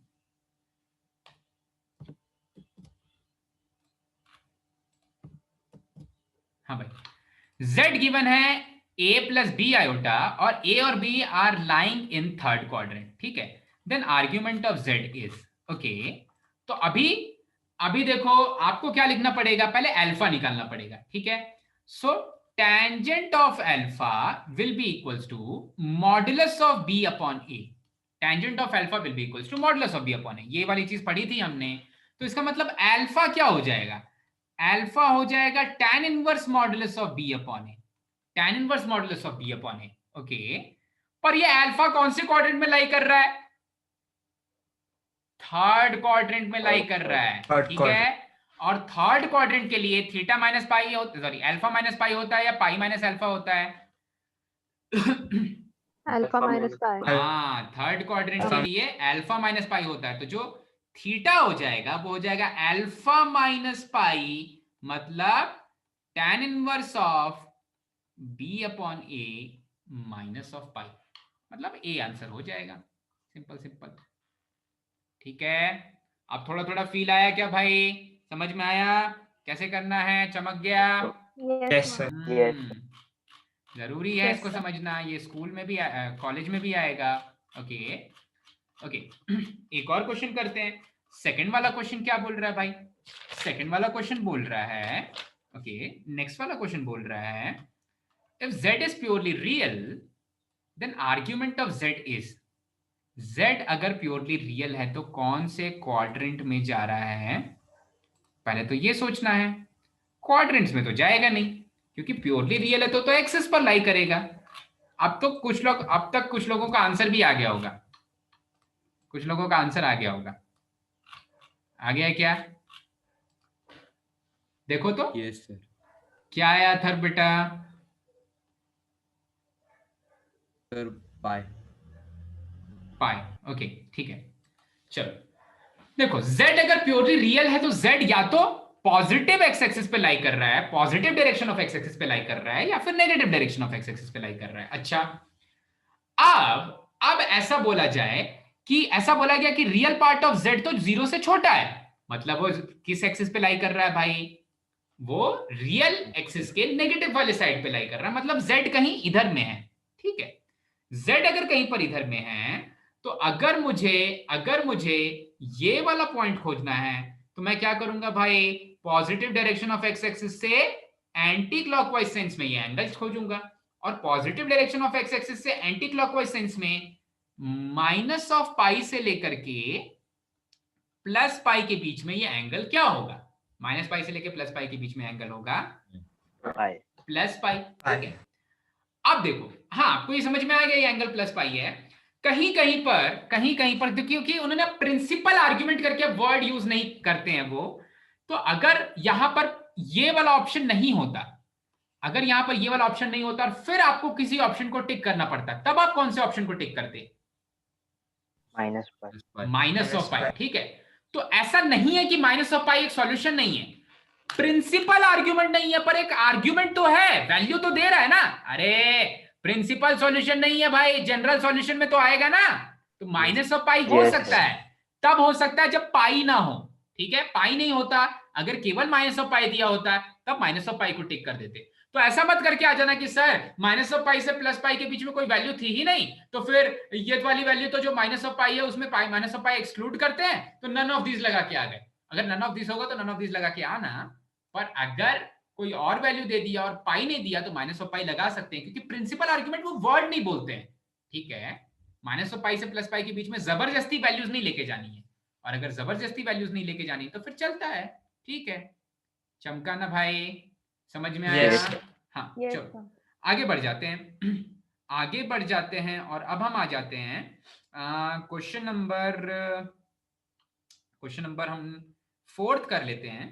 क्वेश्चन नंबर 4, क्वेश्चन नंबर 4 में बोल रहा है, हाँ this will be the last question for today, आज का आखिरी क्वेश्चन होगा। कल थोड़ा सा लंबा हो सकता है क्लास, या उतना ही होगा, 2.5 hours is sufficient. The polar representation of following complex numbers, ठीक है। तो क्वेश्चन नंबर 4 का मैं सेकंड पार्ट कर लेता हूँ। 3 में जो चीज यूज हो रही है वो अभी हमने नहीं पढ़ा है, 4th का मैं सेकंड पार्ट डिस्कस कर रहा हूँ, क्योंकि फर्स्ट वाला काफी इजी है। सो 4th का पार्ट 2 फोर्थ का सेकंड वाला पार्ट डिस्कस कर रहा हूं। अब इसका भी पोलर रिप्रेजेंटेशन निकालना है, ठीक है। z गिवन है 1 माइनस आयोटा, 1 माइनस 1 आयोटा है 1 माइनस आयोटा। अच्छा भाई ठीक है, 1 माइनस आयोटा या 1 माइनस 1 आयोटा, ओके फाइन। अब देखो यहां पर जब पोलर फॉर्म में रिप्रेजेंट करना है तो पहले तो मैग्नीट्यूड ऑफ z निकालो। मैग्नीट्यूड ऑफ z हो जाएगा square root of 1 square plus 1 square मतलब स्क्वायर रूट ऑफ 2, ठीक है, ये तो चलेगा। मैग्नीट्यूड ऑफ z निकाल लिया और अब मुझे एंगल थीटा निकालना है।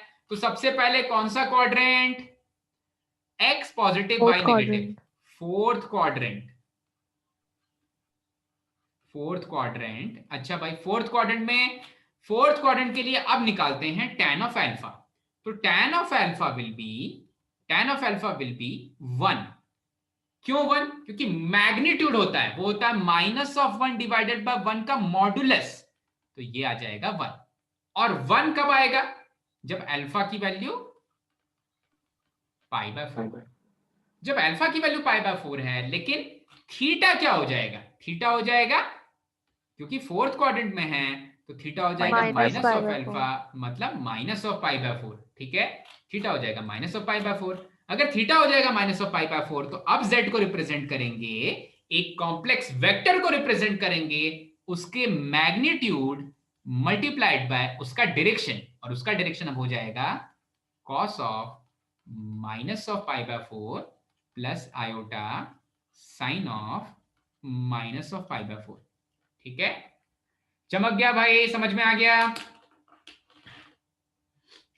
Yes, ठीक है। yes, एक बार जितनी चीजें पढ़ाई गई हैं रिवाइज कर लेना, होमवर्क करना पिछले वाले एक्सरसाइज का, जो पिछला वाला एक्सरसाइज